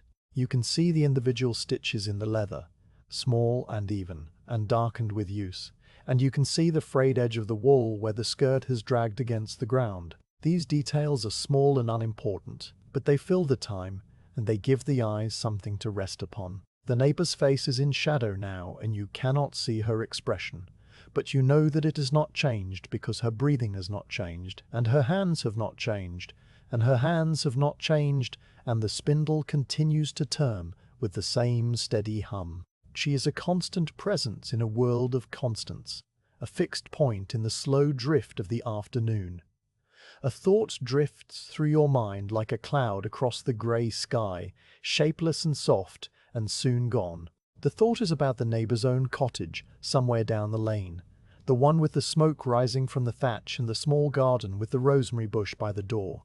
You have been there before on days when your body felt stronger, sitting on a stool by her hearth while she stirred a pot of pottage or mended a torn tunic. The cottage is much like this one, small and dark and smelling of smoke and straw and the faint sweetness of drying herbs. There is a bed and a table and a loom and a stool, and there are clay cups and a wooden spoon and an iron pot, and there is a window with a horn pane that looks out onto the lane. The neighbor lives there alone, and she has lived there alone for as long as anyone can remember, and she seems to need nothing more than what she has. You understand this because you feel the same way, and this shared understanding is another thread that connects you. The spindle continues to turn, and the neighbor continues to spin, and the afternoon continues to pass in its slow and imperceptible way. Your eyes grow heavy, and you let them close, not to sleep, but to rest in the deeper darkness behind your lids. The sound of the spindle is clearer with your eyes closed, a pure tone that vibrates in the air and in your ears and in the small bones of your skull. You can hear the slight variations in the sound as the spindle speeds up or slows down, as the fibers catch or release, as the neighbor's hand moves closer or farther from the wall. These variations are tiny, and they repeat in patterns that are almost but not quite regular. A music that is composed by the interaction of wool and wood and human touch. You listen to this music, and you let it fill the space that is usually occupied by the ache in your joints and the heaviness in your limbs, and for a little while the ache and the heaviness recede to the very edges of your awareness where they can barely be felt. The neighbor does not speak, and you do not speak, and the room holds the silence, like a cup holds water. There is no need to fill the silence with words, because the silence is already full. It is full of the spindle's hum and the thatch's creak, and the stream's distant murmur, and the small sounds of two people breathing in the same small space. The silence is full of the history that you share with this woman, the years of sitting in each other's cottages and watching the light change and saying nothing, because nothing needed to be said. The silence is full of the understanding that the body is not always willing, and the hands are not always able, and the mind is not always clear, and that this is simply the way of things and not a failing or a fault. The neighbor knows this because her own body has its own heaviness, its own aches that speak up when the weather turns damp, or when she's been standing too long at the washing stones. She never mentions these aches, and you never ask about them, but you see them in the careful way she lowers herself onto the stool, and the slight stiffness in her fingers when she first begins to spin. You recognize these things because they mirror your own experience, and the recognition is a form of communication that requires no language. A longer time passes, though how long is impossible to say. The light has shifted again, and the rectangle on the floor has moved further toward the hearth, stretching thin and pale across the packed earth. The neighbor's spindle is now thick with new thread, a cone of grey-white wool that has grown to the size of a small apple. She will need to wind this off soon and start a new cop, but she does not seem in any hurry to do so. She continues to spin with the same steady rhythm, her foot tapping and her fingers drawing and the spindle turning and humming. You open your eyes and you watch her for a while, noticing the way a strand of hair has escaped from beneath her cloth and now hangs beside her cheek, moving slightly with her breath. The strand is grey and it catches the light, and you think about how long it has been since you last looked in a mirror or cared about the color of your own hair. The neighbor looks up and your eyes meet for a moment. There is no message in her gaze and no expectation, only the simple acknowledgement of one presence by another. She does not smile because smiling would be too much effort and too much emotion for the quiet of the afternoon, but there is a softening around her eyes that serves the same purpose. You blink and she looks away, and a moment passes, absorbed into the general stillness of the room. The spindle continues to turn and you continue to lie beneath the blanket, and the afternoon continues to age toward evening. Nothing has changed and everything has changed because the presence of another person has been added to the equation, and the sum is slightly different than it was before. The neighbor will leave eventually when the light begins to fail and the chill of evening creeps in through the cracks in the walls. She will rise from the stool and tuck her spindle back into her pocket and walk to the door with the same quiet footsteps. She will pause at the threshold and look back at you, and again there will be no words because words are not needed. Then she will step outside and pull the door mostly closed behind her, leaving it just as she found it, with a gap wide enough to let in the grey light and the sounds of the village. And you will lie there in the gathering dusk and feel the warmth of her presence lingering in the air like the scent of wool and wood smoke, a comfort that will stay with you long after she has gone. But that is still to come.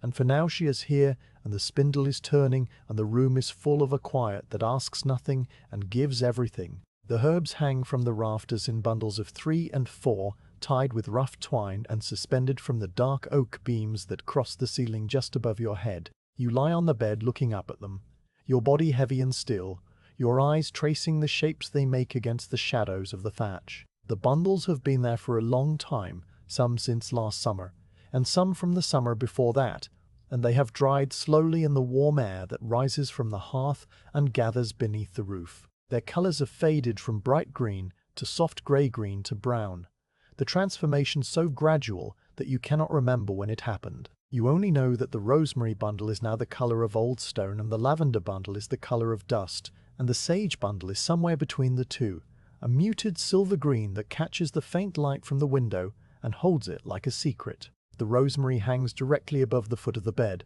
a cluster of narrow leaves that have curled and twisted as they dried, each one now a small dark crescent that resembles a tiny boat or a fingernail clipping. The leaves are stiff and brittle, and if you were to reach up and touch them, they would crumble between your fingers, releasing a sharp scent that would fill the room and linger for hours. You do not reach up because reaching requires lifting your arm, and lifting your arm requires an effort that the body is not prepared to make. Instead, you simply look at the rosemary leaves and you notice how they have shrunk away from the stems, leaving small gaps where the twig is visible. The stems themselves are woody and grey, branching and rebranching in patterns that seem random, but probably follow some internal logic that only the plant understood. The twine that holds the bundle together is a simple loop of hemp fiber, wrapped several times around the stems and knotted tightly. The knot has held for all these months, and it shows no sign of loosening. Beside the rosemary is the lavender, a larger bundle with thinner stems and tiny flower heads that have turned from purple to a pale brownish grey. The flower heads are clustered at the top of each stem in tight formations that once held dozens of individual blossoms. Now the blossoms have dried and closed, folding in on themselves like tiny fists, and some have fallen away entirely and lie scattered on the floor beneath the bundle. You can see a small pile of these fallen flowers on the packed earth directly below, a dusting of pale specks that are too light to sweep and too small to bother with. They remain there until someone steps on them and grinds them into the floor, or until a draft scatters them into the corners.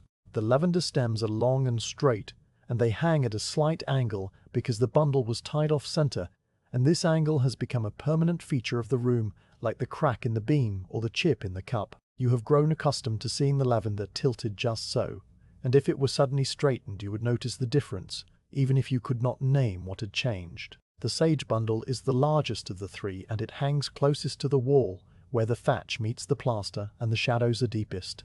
Sage leaves are broader than rosemary leaves and softer even when dried, with a velvety texture that you can remember from the last time you touched them. That was months ago when you pulled a few leaves to add to a pot of beans, and the leaves came away easily in your hand and released their fragrance, a warm, earthy smell that filled the small kitchen and made the beans taste of the hillside where the sage grew. Now the remaining leaves hang motionless in the dim air, their edges curled inward, and their surfaces covered with a fine, pale dust that is probably the same dust that floats in the sunbeams and settles on every horizontal surface in the cottage. The dust does not harm the sage, and the sage does not mind the dust. They coexist in the quiet of the rafters without any need for interaction or acknowledgement. A small movement catches your eye, and you shift your gaze to the base of the sage bundle where a spider has built a web. The web is a delicate construction of silk threads that stretch from the sage stems to the rough plaster of the wall, a series of concentric circles and radial lines that form a pattern both geometric and organic. The spider itself is small and brown, and it sits at the very center of the web, motionless except for the occasional twitch of a leg. You watch the spider, and you wonder without urgency whether it has caught anything today, or whether it is simply waiting as you are waiting, suspended between the dried herbs and the dark wall, patient and still, and asking nothing of the world except to be left alone. The spider does not know that you are watching, and it would not care if it did know. It is occupied with its own small existence, its own slow rhythms, its own acceptance of the long hours between one event and the next. The herbs sway when the air moves, and the air moves whenever the door opens or the wind finds a crack, or your own breath stirs the stillness. The swaying is almost imperceptible, a gentle rotation of the bundles that takes many minutes to complete a single arc. You have watched this rotation before on other afternoons, marking the passage of time by the changing angle of the rosemary or the slight twist of the lavender. The bundles turn one way, and then they pause, and then they turn back, following currents of air that are too subtle to feel on your skin. They are like pendulums with no fixed period, swinging in response to forces that you cannot see or predict. Watching them is like watching the light change or the dust drift, an activity that requires no thought and produces no result, but fills the space between waking and sleeping with a gentle continuity. The smell of the herbs is faint now, faded by time and distance. When they were first hung, they filled the cottage with their sharp, clean scents. Rosemary and lavender and sage mingling together into a fragrance that cut through the mustiness of the old straw and the smokiness of the hearth. Now you must breathe deeply and deliberately to catch even a hint of what remains. A ghost of rosemary here, a memory of lavender there. The sage is the most persistent, and you can sometimes detect its warm, earthy note when you first wake in the morning and your senses are still fresh. But most of the time the herbs are simply visual objects, shapes and colors and textures that occupy the upper reaches of the room and give the eye something to rest upon when the ceiling beams become too familiar. You think about the day the rosemary was cut, a warm afternoon in early autumn when the sun was low and golden and the garden was full of the sounds of insects making their final preparations for winter. You were in the garden then, not working, but sitting on a wooden block near the gate, and someone else was cutting the herbs with a small iron knife. The rosemary stems resisted the blade with a woody toughness, and the cut ends bled a clear sap that was sticky and fragrant. The bundle was tied with the same hemp twine that holds it now, and it was carried inside and hung from the rafter where it has remained ever since. That day feels both very close and very far away, separated from the present by a stretch of time that has no clear markers. You remember the warmth of the sun on your face, and the smell of the cut rosemary, and the sound of the knife against the stem. And then the memory fades, and you are back in the present moment, lying on the bed and looking up at the dried bundle and the spider web and the dust. The lavender was cut on a different day, a grey morning when the mist hung low over the village and everything was damp and cool. The lavender flowers were heavy with moisture, and they bent the stems toward the ground, and the person cutting them had to lift each stem carefully to avoid bruising the blossoms. You were inside the cottage that day, sitting near the hearth and listening to the rain begin to fall, and you heard the soft sounds of the cutting through the open door. The lavender was brought in dripping, and it was hung near the hearth to dry, and for several days the cottage smelled strongly of lavender and wet wool and wood smoke. Then the lavender dried and the scent faded, and it became another permanent fixture of the room, another object to observe and accept and eventually stop noticing. The sage bundle has its own history that you can only partly remember. It was cut in high summer, when the leaves were full and soft, and the plant was covered with small purple flowers that the bees visited constantly. You may have cut it yourself on a day when your body felt stronger than usual, or it may have been brought to you by the neighbor who sits and spins on the three-legged stool. The details are lost now, and they do not matter. What matters is that the sage hangs from the rafter and the spider has built its web there, and the dust has settled on the leaves and the afternoon light has begun to fade into evening. The light from the window no longer reaches the rafters. It has withdrawn to the lower part of the room, a pale glow that illuminates the floor and the bottom of the bed and the edge of the table. The herbs are in shadow now, and they look different in the dimness, softer and less distinct, their boundaries blurring into the darkness of the thatch above. The rosemary could be mistaken for a cluster of dead leaves, and the lavender for a tangle of straw, and the sage for nothing in particular. But you know what they are because you have looked at them for so many hours over so many days, and your knowledge of them is not dependent on the light.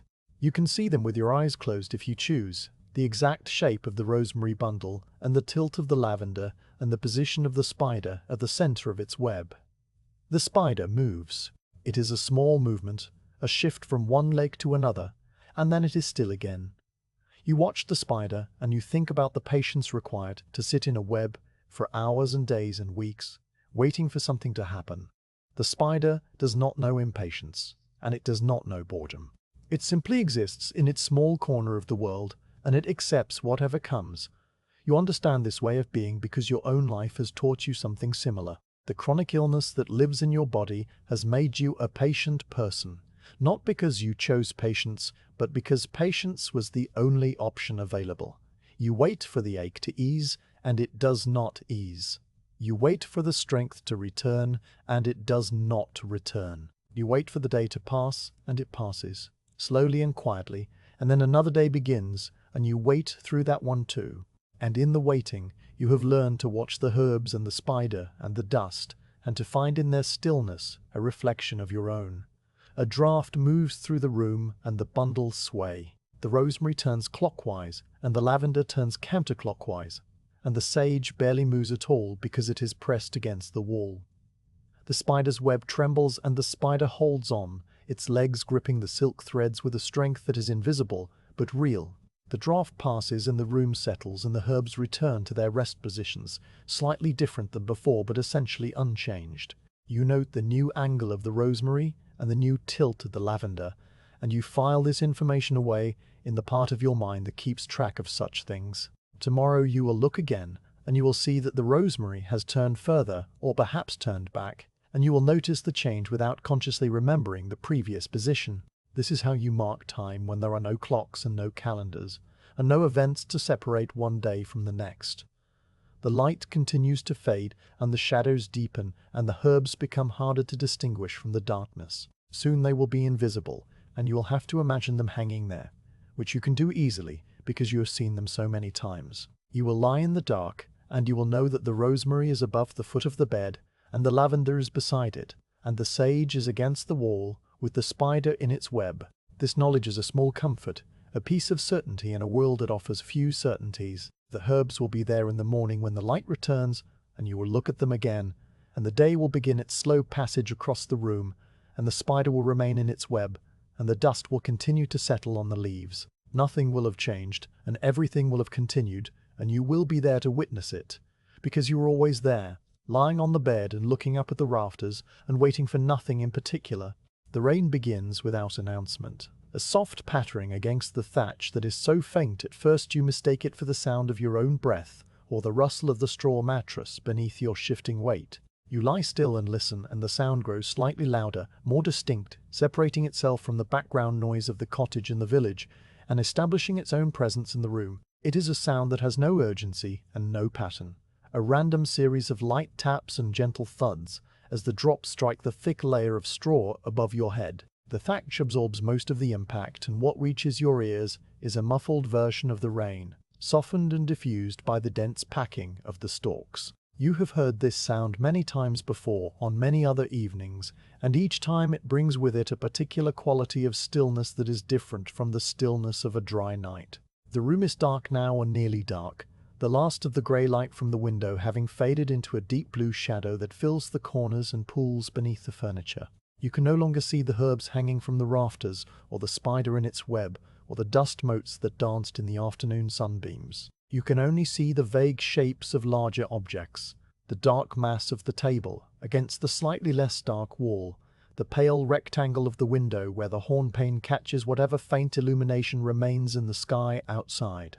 The rain changes the quality of this darkness, making it feel closer and more complete, as if the cottage has been wrapped in a thick blanket of water and sound. You pull your own wool blanket higher, tucking it beneath your chin, and you feel the warmth of your body trapped beneath the fibers and the weight of the fabric pressing down on your chest and legs. The sound of the rain on the thatch is not uniform. It varies from moment to moment as the intensity of the rainfall shifts and as the wind pushes the drops against different parts of the roof. Sometimes the pattering is light and scattered like a handful of seeds thrown onto a wooden floor. Sometimes it becomes denser and more insistent, a steady drumming that fills the entire upper space of the cottage. And sometimes there is a pause, a brief lull in which you can hear only the drip of water from the eaves outside and the distant rush of the stream somewhere down the lane. These pauses are not silences, but different kinds of sound, lower and slower and more liquid. You listen to the transitions between the rain and the drip and the stream, and you notice how they blend into each other without clear boundaries, a continuous flow of water in its various forms and locations. The drip from the eaves is a sound you know well. It comes from the place where the thatch extends beyond the wall and forms an overhang above the door and the window. The rainwater runs down the slope of the roof and collects at the lowest edge, then falls to the packed earth below in large heavy drops that strike with a soft thud. Each drop lands in almost the same spot, and over the years a small depression has formed in the ground there. A shallow basin that fills with water during long rains and then slowly drains away when the rain stops.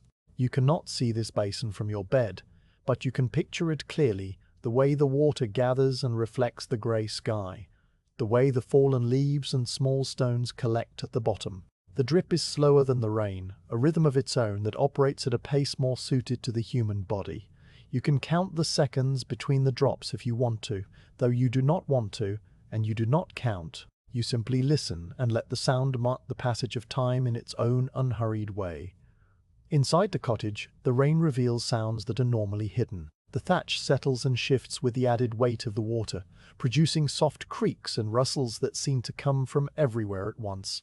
A small leak has developed somewhere near the hearth, a place where the straw has worn thin or where a rodent has burrowed through, and you can hear the faint plink of a single drop falling onto the packed earth, or perhaps onto the cold ashes. The sound is higher and sharper than the other rain sounds, and it stands out against the muffled background like a single bright thread in a dark cloth. You locate the direction of the leak by turning your head slightly on the pillow, and you determine that it is coming from the corner near the chimney. The leak is not large, and it will not cause any harm. In the morning there will be a small damp spot on the floor, and by afternoon it will have dried and the evidence will be gone. The cottage has survived many rains and many leaks, and it will survive this one as well. Outside, the rain is falling on more than just the cottage. You can hear it striking the leaves of the cabbages in the garden, a softer and broader sound than the impact on the thatch. The cabbage leaves are broad and slightly cupped, and they catch the rain and hold it for a moment before spilling it over the edges. You imagine the water collecting in the center of each plant, a small pool that reflects the darkening sky and trembles with each new drop. The bean poles are wet and dark with moisture, and the vines cling to them with their tiny tendrils, drinking the water through their roots and their leaves. The path to the gate is turning to mud, the packed earth softening and becoming slick, and the small round stone that you noticed earlier is now gleaming with a film of water that makes it look darker and smoother.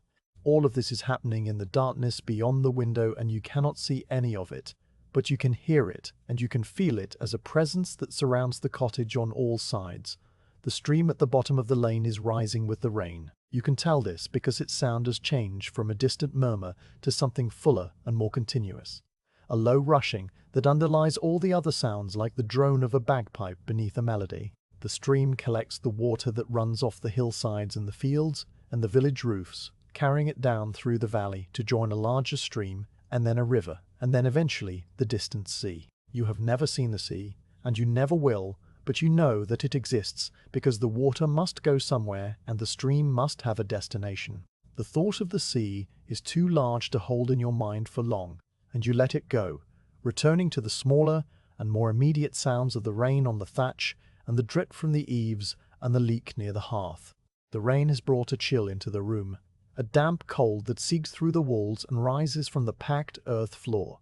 You feel it on your face where the skin is exposed above the blanket, a coolness that is not unpleasant but noticeable. Your breath forms a faint mist in the air if you exhale with enough force, though you are breathing so shallowly now that no mist appears.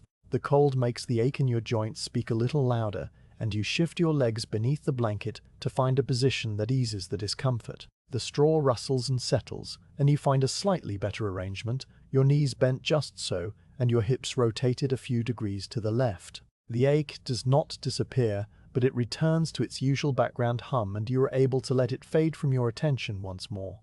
The darkness is nearly complete now, and the cottage has become a small cave of sound and sensation. The rain continues to fall, and the thatch continues to absorb it, and the drip continues to mark its slow rhythm. You close your eyes, and the darkness behind your lids is the same as the darkness in the room, a uniform absence of light that offers no distinction between open and closed. You listen to the rain, and you feel the weight of the blanket, and you smell the damp wool and the wet straw, and the faint earthy scent of the leek near the hearth.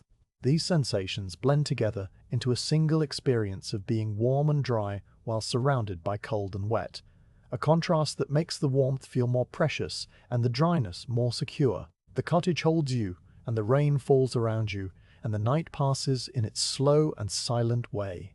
A gust of wind pushes against the cottage, and the thatch rustles more loudly, a sound like a large animal shifting in its sleep. The door moves slightly in its frame, and the gap widens by a fraction, letting in a thin stream of cold air that you feel on your cheek.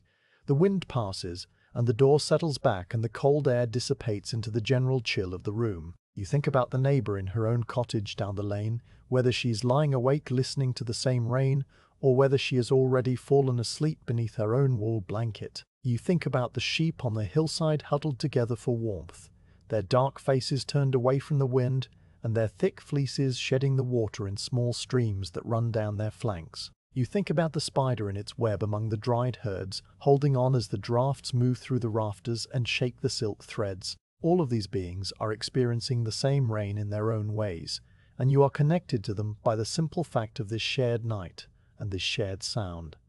The rain begins to lessen after a time that cannot be measured. The pattering on the thatch becomes lighter and more scattered, and the pauses between the gusts grow longer.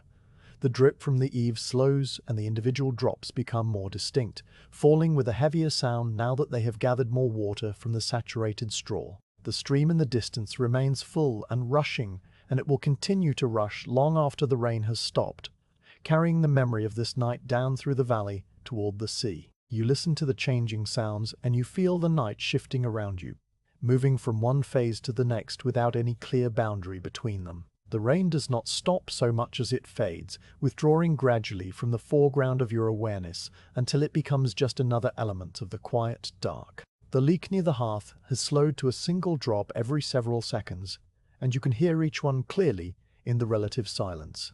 Plink. A long pause. Plink. A long pause. Plink. Another long pause. The sound is hypnotic, and you let it carry you toward the edge of sleep, that soft boundary where thoughts become images and images become dreams. You are warm beneath the blanket and dry beneath the thatch, and the rain has done its work of watering the garden and filling the stream and washing the dust from the leaves of the cabbages. The night will continue, and the clouds will eventually part, and the stars will appear in the gaps, though you will not see them because your eyes are closed and your body is sinking into the straw mattress and the long, slow rest that awaits. The sound of the rain will stay with you as you sleep, a gentle presence that asks nothing and gives everything, and in the morning there will be puddles in the lane and drops on the cabbage leaves, and a freshness in the air that only comes after rain. The candle sits on the shelf carved into the recess of the wall near the bed, a single taper of tallow pressed into a simple iron holder that has been blackened by many flames before this one.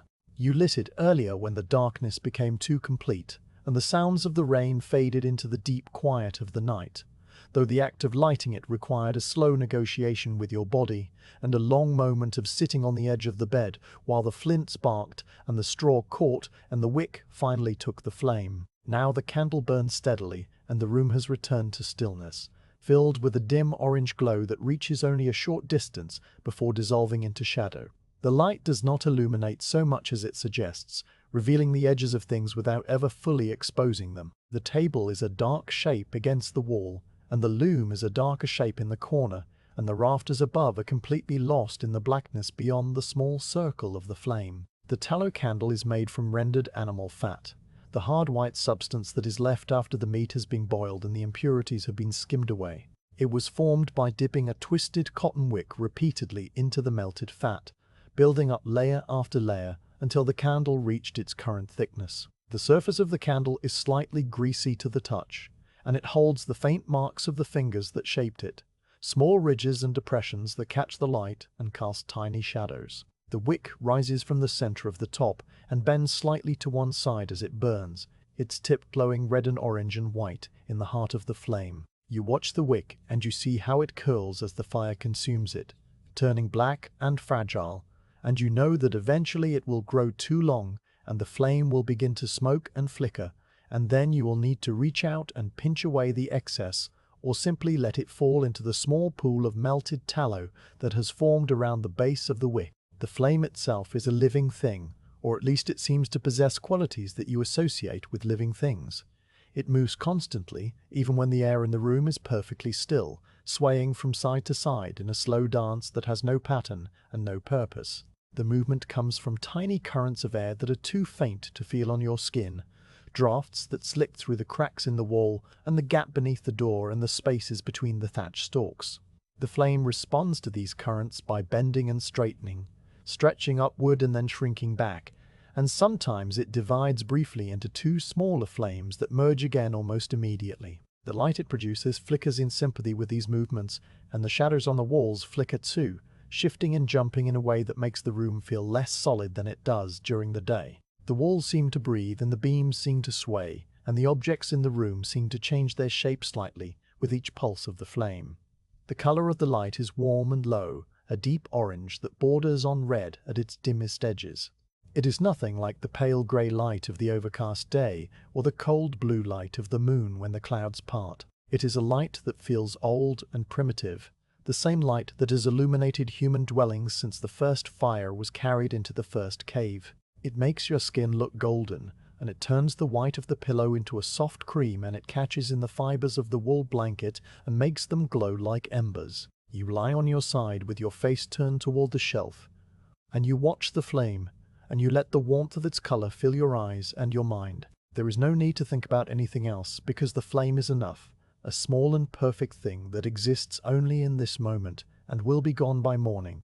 The tallow produces a smell as it burns, a faint odor of cooked fat that is not unpleasant, but distinctive. It mingles with the other smells of the cottage, the damp wool and the old straw and the cold ashes in the hearth, creating a combination that you have known your entire life and will know for the rest of it. The smell is part of the night and part of the darkness and part of the slow hours between sunset and sunrise. You breathe it in and you breathe it out, and you do not think about it, because it is simply the air of your home, as familiar as the weight of the blanket and the shape of the mattress hollow. The smoke from the flame rises in a thin column that is visible only when it passes through the brightest part of the light, a pale grey ribbon that twists and fades as it reaches the darker air above. Most of the smoke escapes through the gaps in the thatch and the rest settles on the walls and the beams, adding another layer to the dark patina that has been accumulating for decades.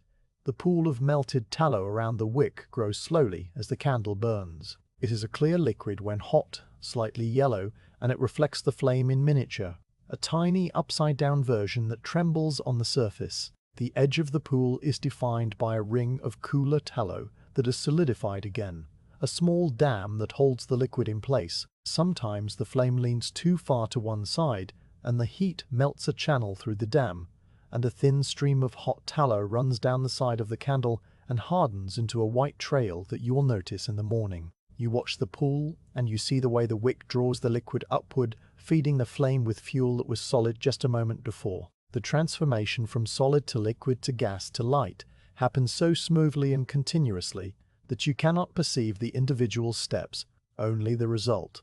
A steady glow that fills the small room and pushes back the darkness by a few feet. Your own shadow falls across the bed and the wall behind you, a large, dark shape that moves when you move and stays still when you stay still. You cannot see most of it because it is behind you, but you can see the edge of it where it meets the light, a soft boundary that shifts with the flicker of the flame. The shadow is a version of yourself that is simpler and darker and more fluid, a shape that stretches and contracts and changes its proportions depending on the angle of the light. You have spent many nights watching your shadow on the wall, and you have grown accustomed to its presence. This silent companion that shares your bed and your room and your long hours of wakefulness. The shadow does not feel the ache in your joints or the heaviness in your limbs or the fatigue that never fully lifts. It is free of the body and its limitations, a pure shape that exists only in the play of light and darkness. The flame bends suddenly as a draught finds its way through the gap beneath the door. It leans far to the left, and the tip stretches into a long, thin point that wavers and threatens to separate from the main body of the fire. The light in the room dims and the shadows jump, and then the draft passes and the flame returns to its upright position, burning steadily once more. You watch this happen, and you feel the cool air on your cheek, a brief touch that reminds you of the world outside the cottage. The world outside is dark and wet and silent now. The village asleep beneath the clouds, the fields empty, the lane a strip of mud that leads nowhere in particular.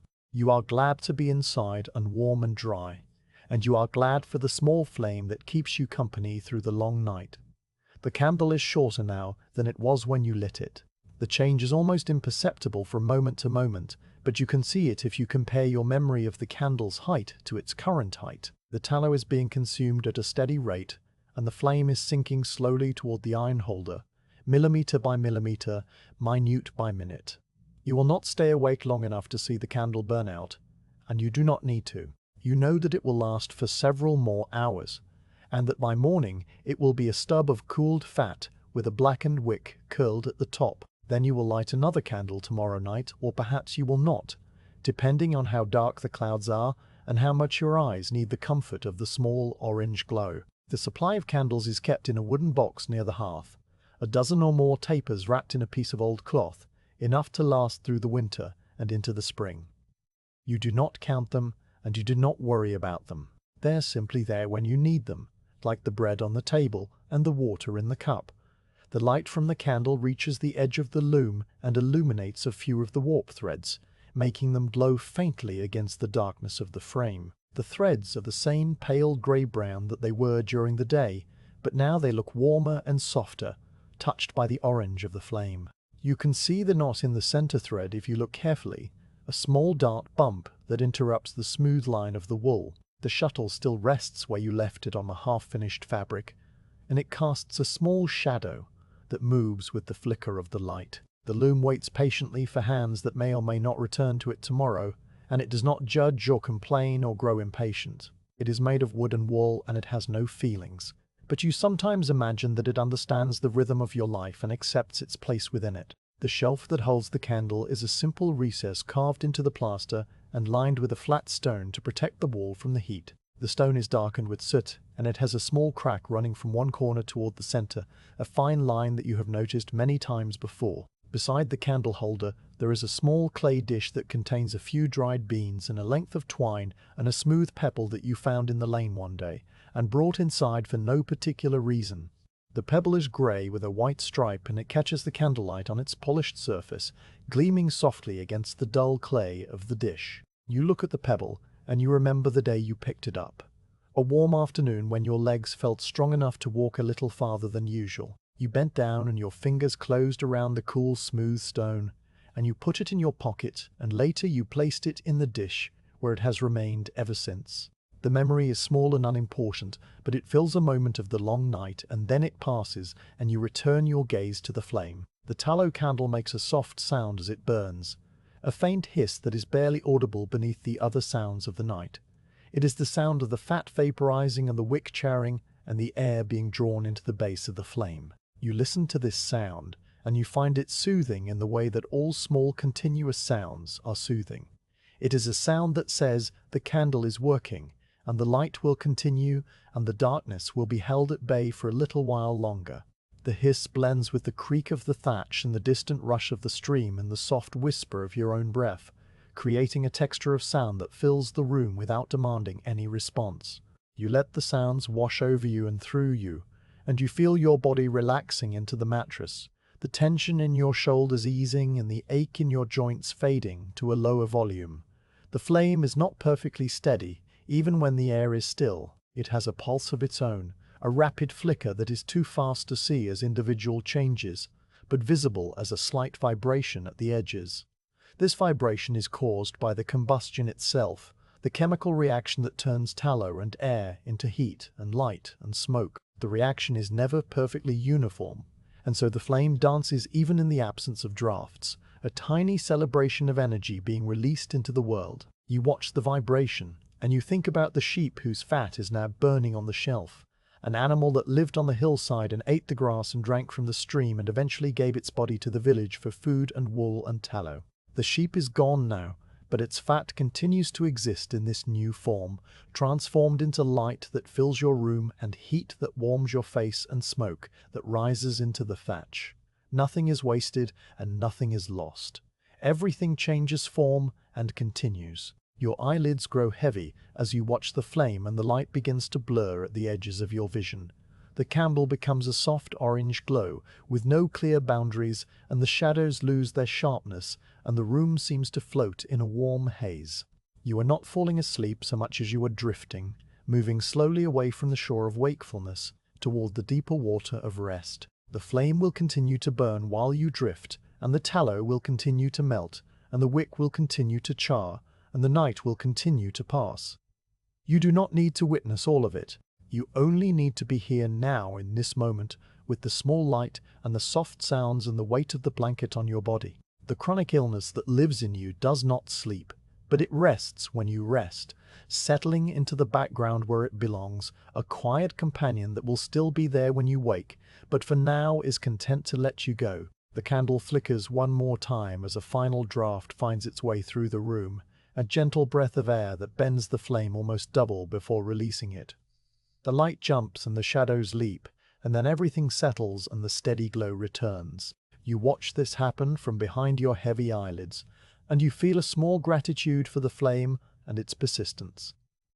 It asks nothing of you, and it gives everything it has, consuming itself slowly so that you do not have to sit in the complete dark. When it is gone, there will be another candle waiting in the box near the hearth, and another night will come, and another flame will be lit. This is the rhythm of the evenings and the nights and the early mornings before the sun rises, a rhythm that has continued for as long as anyone can remember and will continue long after you are gone. You are part of this rhythm, and the candle is part of it, and the darkness is part of it too, the necessary absence that makes the light meaningful. You close your eyes and the orange glow becomes a soft red through your lids, and you let yourself drift on the slow current of the night, carried toward morning by the patient burning of the tallow flame. The candle has burned out while you slept, or while you drifted in that space between sleeping and waking, where time loses its shape and the boundaries of the room become soft and uncertain. You open your eyes to a darkness that is complete and absolute,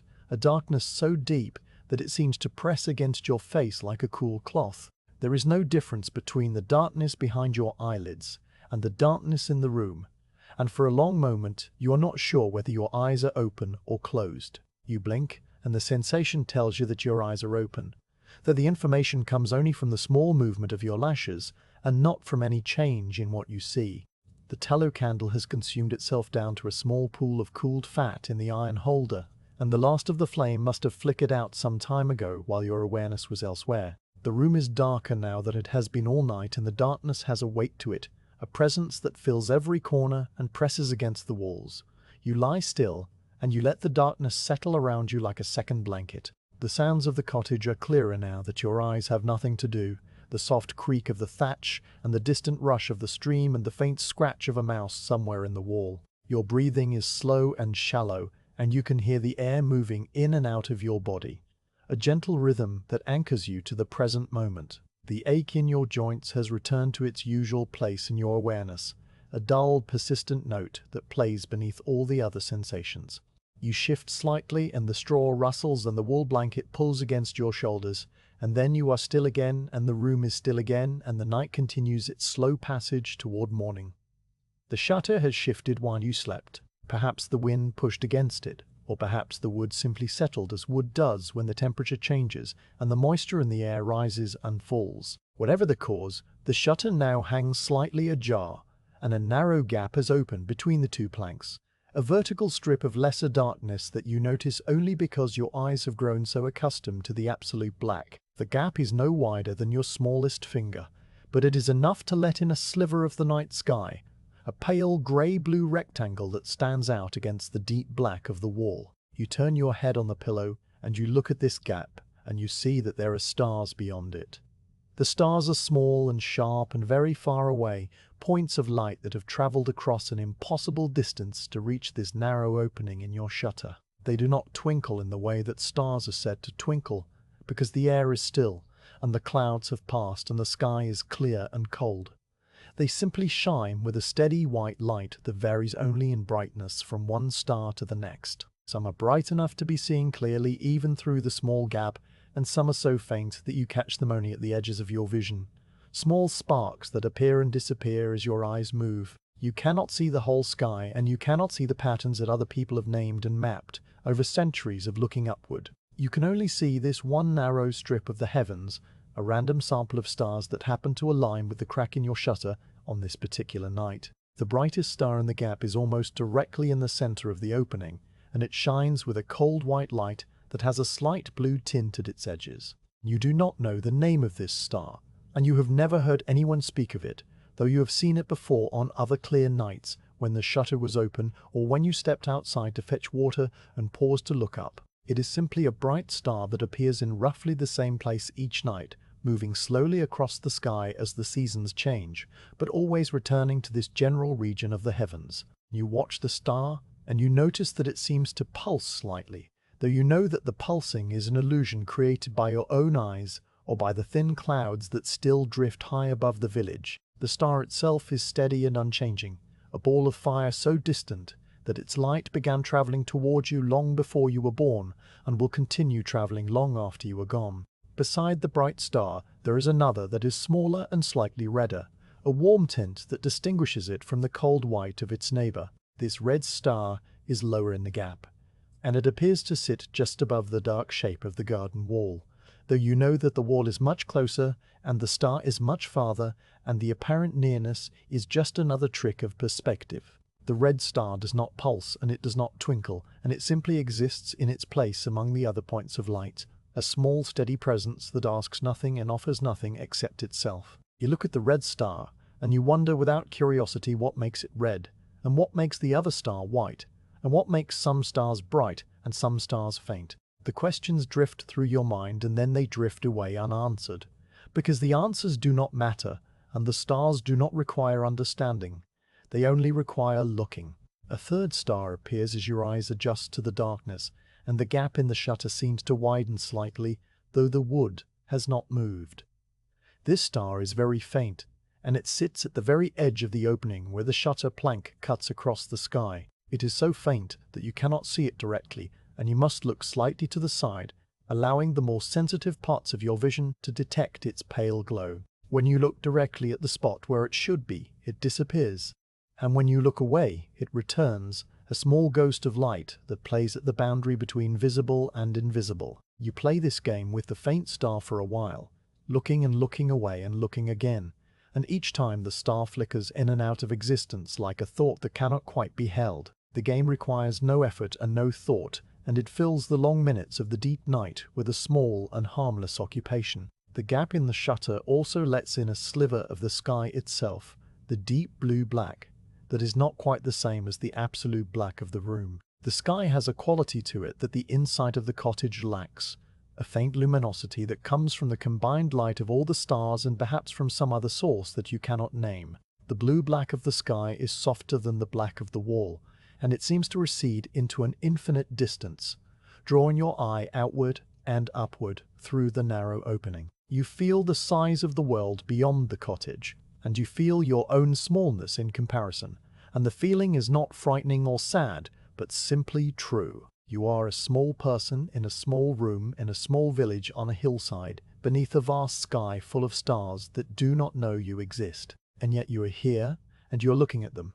And this connection between your eyes and their light is real, a thin thread that stretches across the darkness and binds you to the universe. A cloud passes across the gap, and the stars disappear one by one, first the faint one at the edge, and then the red one, and finally the bright white one in the center. The gap becomes a uniform grey, and the room feels darker than before, the contrast between the starlit opening and the black wall now replaced by a single even tone. You wait, and you watch, and the cloud moves on, a slow drift of water vapor high above the village, and the stars return in reverse order. The bright white star appears first, and then the red star, and then the faint star at the edge, each one emerging from the grey as if being lit by an unseen hand. You watch this emergence and you feel a small satisfaction that has no cause and no meaning, the simple pleasure of seeing something return after it has been lost. The chronic illness that lives in your body does not sleep, and it does not rest, but it has grown quiet in the deep hours of the night. The ache in your joints has faded to a distant hum, and the heaviness in your limbs has become simply the weight of your body pressing into the straw mattress. You are as comfortable as you ever are, and the stars have given you something to look at, besides the dark beams of the ceiling and the remembered shapes of the herbs hanging from the rafters. You lie still, and you breathe, and you watch the narrow strip of sky through the gap in the shutter, and the night passes in its slow and silent way. The stars are moving, though the movement is too slow to see. You know that they are moving because you have watched them on other nights from other positions, and you have seen how they shift across the sky from east to west, following the same path that the sun follows during the day. The bright star that is now in the center of the gap will eventually drift to the right and disappear behind the shutter plank, and then a different star will take its place, and then that star will drift away, and another will appear. The whole sky is turning slowly above the cottage, a vast wheel of light that rotates around a fixed point somewhere far to the north. You cannot see the fixed point and you cannot see the whole wheel, only this one narrow slice, but you can feel the motion in the same way that you can feel the passage of time even when you are not counting it. The stars are a clock that requires no winding and no reading, a clock that marks the hours with a precision that no human device could match. You think about the other people who might be looking at these same stars at this same moment. The neighbor in her cottage down the lane might have a gap in her shutter too, and she might be lying awake just as you are, watching the same bright star, and the same red star, and the same faint star at the edge. The shepherd on the hillside is certainly awake, and he is certainly looking at the stars because that is what shepherds do at night, watching the sky and the flock, and the slow turning of the heavens.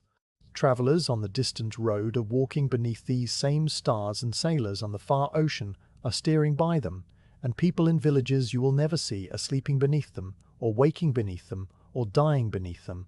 All of these people are connected by the light that falls on all of them equally, the same ancient photons that have traveled for years and centuries and millennia to reach this small planet and these small eyes. The thought is too large to hold and you let it go, returning to the smaller and more immediate experience of the gap and the stars and the quiet of your own room. The faint star at the edge of the gap flickers again as a thin wisp of cloud passes across it, too faint to see, but dense enough to dim the already dim light. The star disappears, and then it returns, and then it disappears again, and you watch this happening with a patience that has been taught to you by the long hours of stillness and the chronic heaviness of your body. You have no choice but to be patient, and so you are patient, waiting for the cloud to pass, and the star to return, and the night to continue its slow arc toward dawn.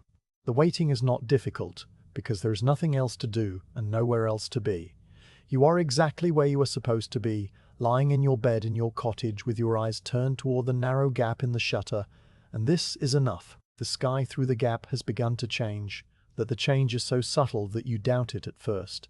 The deep blue-black has lightened by the smallest degree, a softening of the darkness that might be your imagination or might be the first sign of the approaching dawn. The stars have not dimmed and the gap has not widened, but something in the quality of the light has shifted, a faint grayness that creeps into the edges of the opening. You watch for a long time and the change continues, so slowly that you cannot perceive it happening, but so steadily that you cannot deny it after a while. The night is moving toward morning, and the stars will soon fade into the growing light of the new day. The bright white star will be the last to go, and the faint star at the edge will be the first, and then the gap will show only the pale grey of the dawn sky, and the room will begin to fill with the soft light of early morning. You close your eyes, and you let the approaching dawn happen without your witness. The stars will still be there, even when you cannot see them, and the sky will still turn, and the night will come again tomorrow, with the same stars in slightly different positions. You will lie here again, and you will look through the gap again, and you will see the bright star and the red star and the faint star at the edge, and you will feel the same small connection to the vast universe beyond the shutter. This is the rhythm of the nights and the days and the seasons, a rhythm that continues without your effort or your attention. You are part of it, and you are separate from it, a small awareness floating in the darkness of a small room, watching the stars and waiting for nothing, and receiving everything. The deep night has settled over the cottage and over the village and over the hills that rise beyond the lane, a night so still and so complete that it feels like the world has paused in its turning to hold its breath. You lie on the bed with a wool blanket pulled up to your chin and your body sunk into the familiar hollow of the straw mattress, and you are neither awake nor asleep, but somewhere in the soft territory between the two. The candle burned out long ago, and the room is dark except for a single narrow line of lesser darkness that cuts across the wall near the window. The shutter has shifted again while you drifted, the wood contracting in the cold night air, or perhaps nudged by a breeze too faint to feel, and now a gap has opened between the two planks. The gap is no wider than a blade of grass, but it is enough to let in a slice of the sky, a pale grey-blue ribbon that hangs in the blackness of the room like a thread of light suspended from nowhere to nowhere. You turn your head slowly on the pillow, feeling the pull of the movement and the muscles of your neck and the slight rustle of the straw beneath your cheek. The gap in the shutter comes into alignment with your gaze, and you see that the sky beyond is clear now, washed clean of clouds by the rain that fell earlier in the evening. The stars are out in their thousands, though you can see only those few that happen to fall within the narrow frame of the opening. The frame is a vertical strip, perhaps as long as your hand and as thin as your smallest finger, and within this small window the universe has arranged a particular collection of lights. You do not know their names, and you have never been taught the patterns that other people see in the sky, the bears and the hunters and the plows and the queens. You see only points of brightness arranged in a random scatter, each one separate and distinct and complete in itself. The star that sits at the top of the gap is the brightest of those visible, a steady white point that seems to pierce the darkness with a light that is both cold and intense. It does not twinkle as some stars do, because the air is still and the atmosphere above the village has settled into a rare calm. It simply shines with a constant radiance, a small unblinking eye that looks down on the cottage and the lane and the garden and the hills without judgment or interest. You watch this star, and you notice that it has a slight blue cast at its very center, a hint of color that appears only when you look directly at it and fades when you look away. The blue is the color of deep water or distant mountains, a cold color that speaks of immense distances and ancient fires. The star does not move within the frame, though you know that it is moving, that the whole sky is turning slowly above the thatch, carrying this bright point and all the others toward the west. The movement is too slow to perceive, and so the star appears fixed, a permanent fixture of this particular night and this particular gap in the shutter. Below the bright star and slightly to the left, there is another that flickers with a reddish tint, a warm glow that pulses faintly in a rhythm that has no pattern you can discern. The red star is smaller than the white one, and it seems less certain of itself, wavering and dimming and brightening again, as if it breathes. You know that the flickering is caused by the air itself, by layers of warmth and cold shifting high above the earth and bending the light as it passes through. But knowing the cause does not change the experience, and the experience is of a small red flame suspended in the darkness, a distant cousin of the tallow candle that burned on the shelf earlier in the night. The red star reminds you of embers in the hearth after the fire has died down, the last glow of heat buried beneath the grey ash. You watch it flicker, and you feel a kinship with its unsteadiness, its refusal to shine with the cold certainty of the white star above it. A third star sits near the bottom of the gap, just above the dark shape of the garden wall. This star is fainter than the other two, and it has a yellowish cast, the color of old parchment or dried straw. It is so faint that you cannot see it when you look directly at it, and you must let your gaze drift slightly to the side, allowing the more sensitive edges of your vision to catch its pale glow. When you look away, it appears a small golden point that hangs at the very limit of seeing. When you look back, it disappears into the blackness of the sky. You play this game with the yellow star for a long time, looking and looking away and looking again, and each time it returns like a thought that can only be held when you are not trying to hold it. The yellow star asks for a particular kind of attention, a soft focus that does not grasp or demand, but simply receives. Beyond these three, there are others visible in the gap, fainter still and harder to distinguish from the deep blue-black of the sky. You can see a scatter of tiny points that appear and disappear as your eyes move, a dusting of light that seems to shift and change like the dust motes in the afternoon sunbeams. Some of these faint stars are gathered in a small cluster near the middle of the gap, a tight group of 4 or 5 points that are so close together they almost merge into a single blur of light. You cannot tell whether they are truly close to each other, or whether they only appear close, because they lie along the same line of sight, separated by vast distances that are invisible from your bed. The question does not matter, and you do not pursue it. You simply accept the cluster as it appears, a small gathering of lights keeping each other company in the immensity of the night. The gap in the shutter is not perfectly straight, and the edges of the wood planks are rough and uneven, creating a frame that is organic and irregular. The stars near the edges are partially obscured by the splintered wood, and their light is cut off in mid-beam, a reminder that you are seeing only a fraction of what exists beyond the cottage wall. You can imagine the rest of the sky stretching away in all directions, filled with stars that are invisible to you, but present nonetheless, a vast population of lights that extends far beyond the reach of your imagination. The thought is too large to hold for more than a moment, and it slips away, leaving only the small and manageable reality of the gap and the few stars that occupy it. A sound breaks the deep silence of the night, a distant bark that rises and falls and then fades into the darkness. It comes from the woods beyond the fields, a place where the trees grow close together and the underbrush is thick and tangled. The bark belongs to a fox, a small red animal that moves through the forest on silent paws and hunts for mice and voles and other small creatures. The fox barks again, and this time the sound is answered by another fox somewhere farther away, a higher and sharper call that cuts through the still air. The two voices call back and forth for a while, a conversation that you cannot understand but can feel in the rhythm of the sounds. Then the barking stops and the silence returns, deeper than before because it has been interrupted and now must be rebuilt. The stars do not notice the fox, and the fox does not notice the stars, and you lie between them in your cottage, receiving both the light from the sky and the sound from the earth. The night is cold and you can feel the chill seeping through the walls and rising from the packed earth floor. The wool blanket holds most of your body's warmth close to your skin, and the straw mattress insulates you from the ground, but your face is exposed and the tip of your nose has grown cool. You pull the blanket a little higher and you tuck it around your chin, and the warmth of your breath collects in the small space beneath the wool. The cold makes the ache in your joints more noticeable, and you shift your legs slightly, bending your knees and then straightening them, finding a position that eases the stiffness.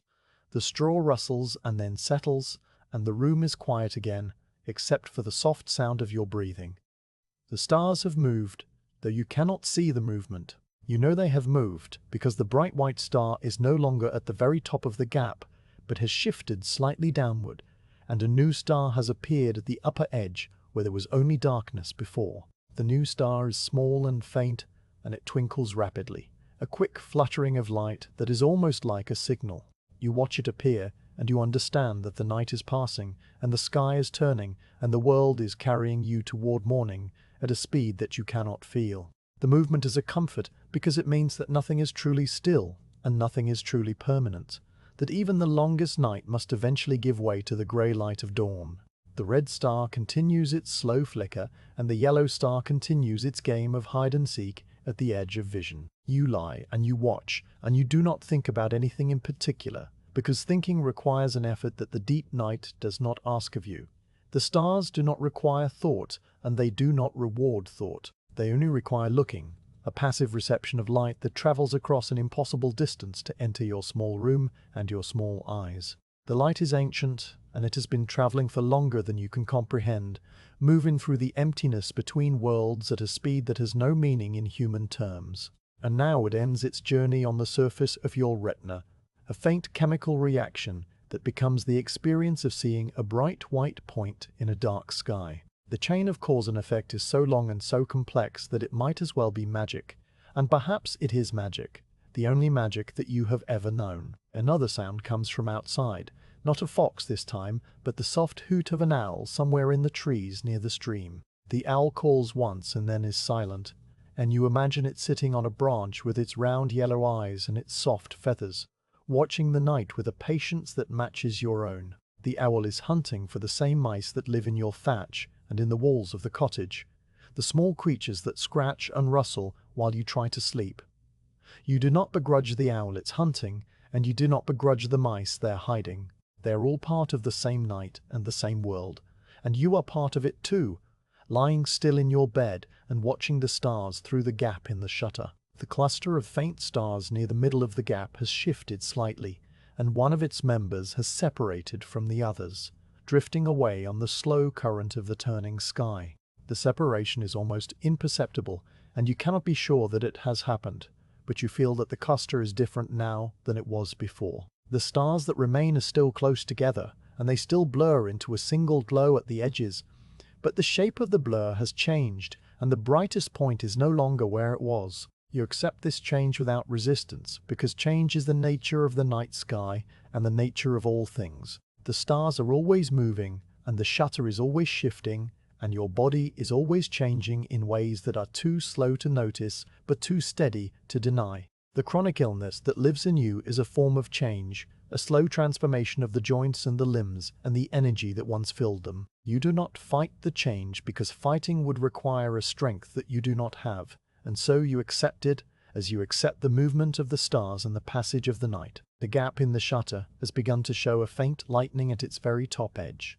A subtle shift from black to deep grey that might be the first sign of dawn or might be a trick of your tired eyes. You watch the edge, and you wait, and the lightning does not increase and does not fade, remaining at the threshold of perception where you cannot be certain it exists at all. The stars are still bright, and the sky is still dark, and the night is still deep. But something has changed in the quality of the darkness. It is the change that comes when the world begins its slow turn toward the sun, a movement that is still hidden below the horizon, but already making itself known in the subtle fading of the blackest black. You have seen this change many times before on many other nights, and you know that it means the end of the deep hours and the approach of the grey pre-dawn. You close your eyes and you let the stars remain where they are, burning in the dark sky beyond the shutter and beyond the thatch and beyond the village. You will not see them fade, because you are tired now in a way that goes deeper than sleepiness, a weariness that lives in the marrow of your bones and the center of your chest. The chronic illness has used up whatever small store of energy the day provided, and it asks now for rest, for the complete stillness of the body and the slow drift of the mind toward unconsciousness. You give it what it asks for, because there is nothing else to give, and because the asking is reasonable and the need is real. You pull the blanket closer, and you settle your head deeper into the pillow, and you let your breathing slow to a rhythm that matches the turning of the sky. The stars will still be there when you wake, hidden behind the grey light of day, but present nonetheless, waiting for the next clear night and the next gap in the shutter. You will see them again, and you will recognize the bright white star and the flickering red star and the faint yellow star at the edge of vision, and you will feel the same small connection to the vast and silent universe that surrounds your small room. This is the gift of the deep night and the chronic illness that keeps you awake through it, a gift that you did not ask for but have learned to receive. You receive it now as you drift towards sleep, the light of distant suns filling your closed eyes with a warmth that has no temperature and a presence that has no form, and the night continues its slow turn toward morning while you rest in the quiet center of the turning world. The night has settled into its deepest hour, and the cottage holds you in its dark embrace like a cupped hand holding a single seed. You lie on the bed with your body sunk into the hollow that has been shaped by countless nights, just like this one.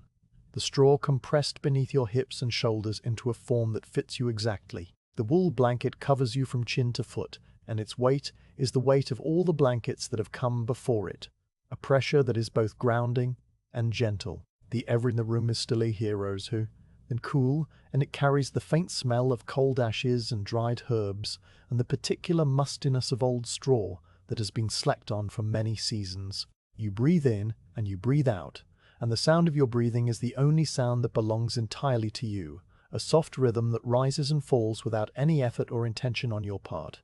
The darkness is complete now. The gap in the shutter has closed, or the sky has clouded over, or your eyes have simply stopped trying to see, and there is no difference between the darkness behind your lids and the darkness in the room. You could open your eyes and you would see nothing, and you could close them and you would see the same nothing, and so you let them rest in whichever state they happen to be. The visual world has withdrawn and left only the other senses to keep you company through the long hours that remain before dawn.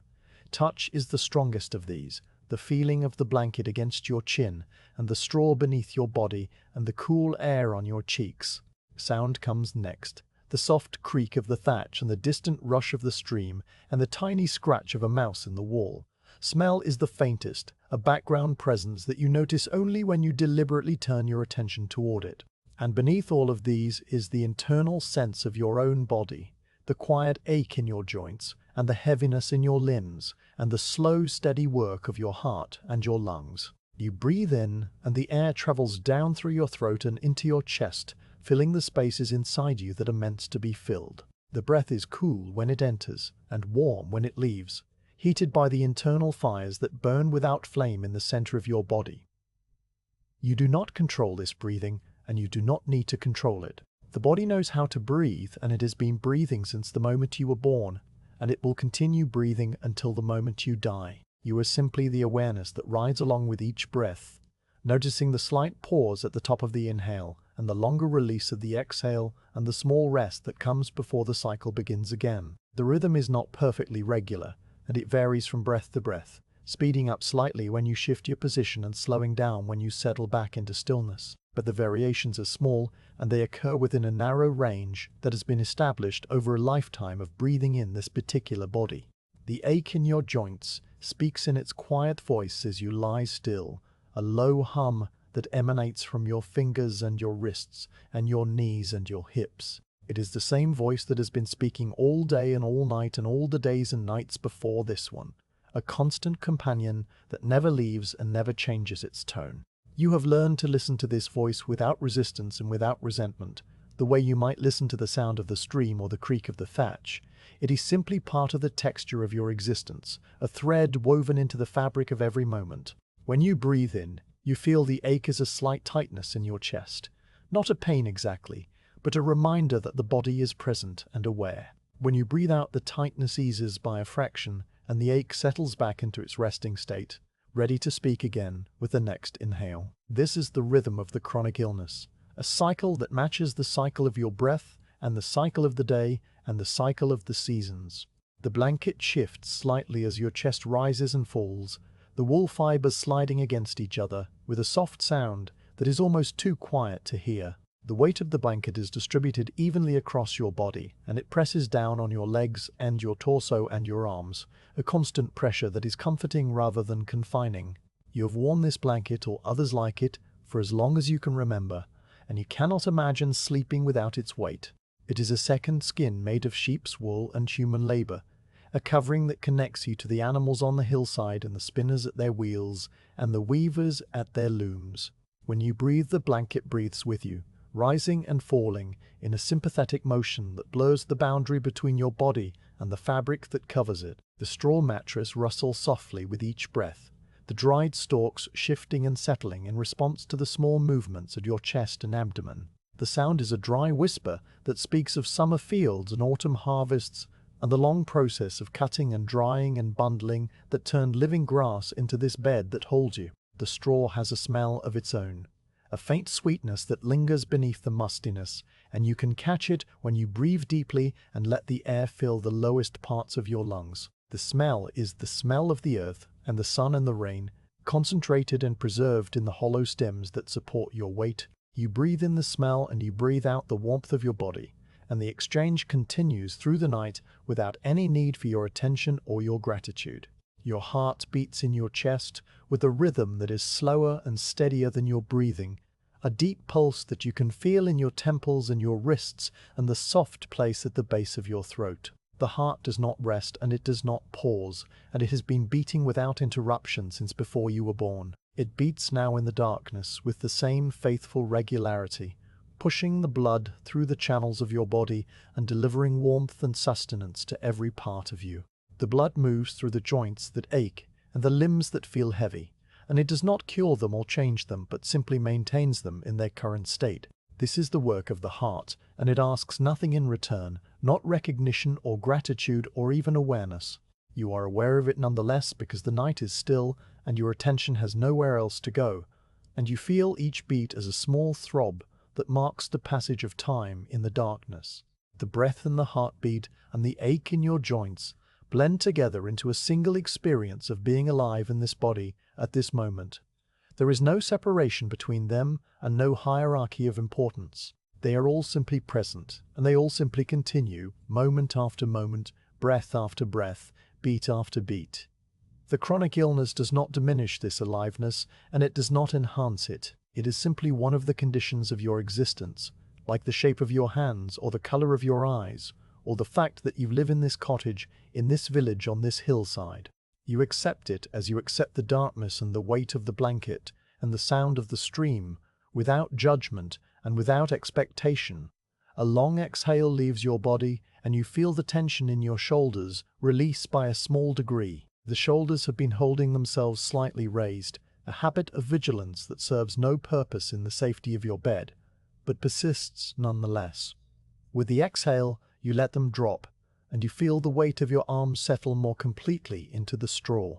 The arms are heavy with the same heaviness that fills your legs and your hips, a deep fatigue that has no cause and no cure. You do not fight the heaviness because fighting would require energy that you do not have, and so you let it be what it is. The arms rest on the mattress, and the hands rest beside them, the fingers curled loosely inward as if holding something that is no longer there. You feel the pulse in your wrists and the cool air on your knuckles and the rough texture of the wool blanket against your palms, and these sensations are enough to fill the present moment. The next breath comes without being called, and it fills your lungs with the same cool air and the same faint smell of straw and ash. You notice that the inhale is slightly deeper than the last one, and the exhale is slightly longer, a variation that has no meaning and no purpose, but is simply the way the body breathes when it is drifting towards sleep. The mind does not drift with it, because the mind is not in control. The mind is simply watching, a passenger on the slow journey of the breath through the darkness. Thoughts appear and disappear like the faint stars through the gap in the shutter, small points of light that flicker and fade before they can be fully examined.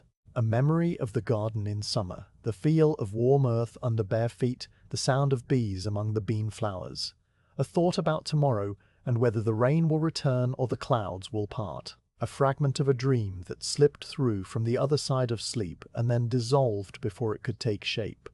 None of these thoughts demand attention, and none of them linger. They come and they go, and the breath continues beneath them, the steady ground note that underlies all the other music of the night. The darkness behind your closed eyes is not uniform, and it has a texture of its own, a faint graininess that shifts and flows like water moving over sand. Sometimes a patch of lighter grey appears and spreads and fades, a phantom of light that exists only in the visual system's attempt to find patterns when none exist. You watch these phantoms without curiosity and without expectation, letting them rise and fall like the breath in your chest. They are the mind's way of keeping itself occupied in the absence of real visual input, a small entertainment provided by the body for the awareness that rides within it. The phantoms do not mean anything, and they do not lead anywhere, and they simply are, like the ache in your joints, and the weight of the blanket, and the sound of the stream. The mouse in the wall has fallen silent, and the thatch has stopped its creaking, and the night has become so still that you can hear the blood moving in your own ears, a soft rushing that matches the rhythm of your heart. The sound is always there, but it is usually covered by other sounds, the small noises of the cottage and the village and the natural world. Now, in the deep stillness, it emerges as the primary sound, a reminder that the body is a living machine that never truly rests. Even in sleep, the heart beats and the blood flows and the lungs fill and empty, and the chronic illness continues its slow work beneath the surface of awareness. You are never truly still, and you are never truly at rest, and yet this moment in the darkness is as close to rest as you will ever come. You accept it as it is, and you do not ask for more. The next breath comes and goes, and the one after that comes and goes, a chain of inhalations and exhalations that stretches back to your first moment and forward to your last. You are somewhere in the middle of this chain, and you cannot see either end, only the small section that passes through your awareness in the present moment. This is enough. The present breath is always enough because it is the only one you have and the only one you need. When it is gone, another will take its place, and then another, a procession that requires no planning and no effort and no thought. You lie in the darkness and you receive each breath as it comes, and you release each breath as it goes, and the night passes around you in its slow and silent way. The weight of the blanket has become a part of you, and you can no longer tell where your body ends and the wool begins. The boundary between self and world has softened in the darkness and the stillness, and you feel yourself dissolving slightly into the straw mattress and the packed earth floor and the wooden walls of the cottage. You are not separate from these things, and you never have been. You are made of the same materials, and you will return to the same materials when the breathing stops and the heart falls silent. This thought is not frightening, and it is not sad. It is simply true, a fact of existence that is as natural as the rain on the thatch and the stars beyond the shutter. You breathe in the cool air, and you breathe out the warmth of your body, and the exchange continues, as it has always continued, and as it will always continue until it stops. A small shift of your legs, and the straw rustles once, and then is still. The ache in your knees notes the movement and then returns to its quiet hum. The blanket adjusts itself and settles back into place. You feel the weight of your own existence pressing down into the mattress, and the mattress pressing up to meet you, a balance of forces that holds you suspended in the darkness. There is nowhere to go, and nothing to do, and no one to be except the person you already are, lying in this bed, in this cottage, in this village, beneath this night sky. This is enough, and it has always been enough. The chronic illness has taught you this lesson over many days and many nights, and you have learned it well. You do not need to be cured, and you do not need to be saved. You only need to breathe and to rest and to continue, moment after moment, breath after breath, until the chain reaches its natural end. The next breath comes, and it is slower than the last, a long, soft inhale that fills you completely and then releases in a sigh that you did not intend and do not control. The sigh carries away some small portion of the tension that you did not know you were holding, a residue of the day that has lingered in your muscles and your mind. With the sigh gone, you sink a little deeper into the mattress, and the darkness becomes a little softer, and the boundary between waking and sleeping becomes a little thinner. You are not asleep, and you are not awake, and you are somewhere in the gentle territory where both states overlap, and neither one claims you fully. This is the place where the breath breathes itself and the heart beats itself, and the body rests even when the mind remains slightly aware.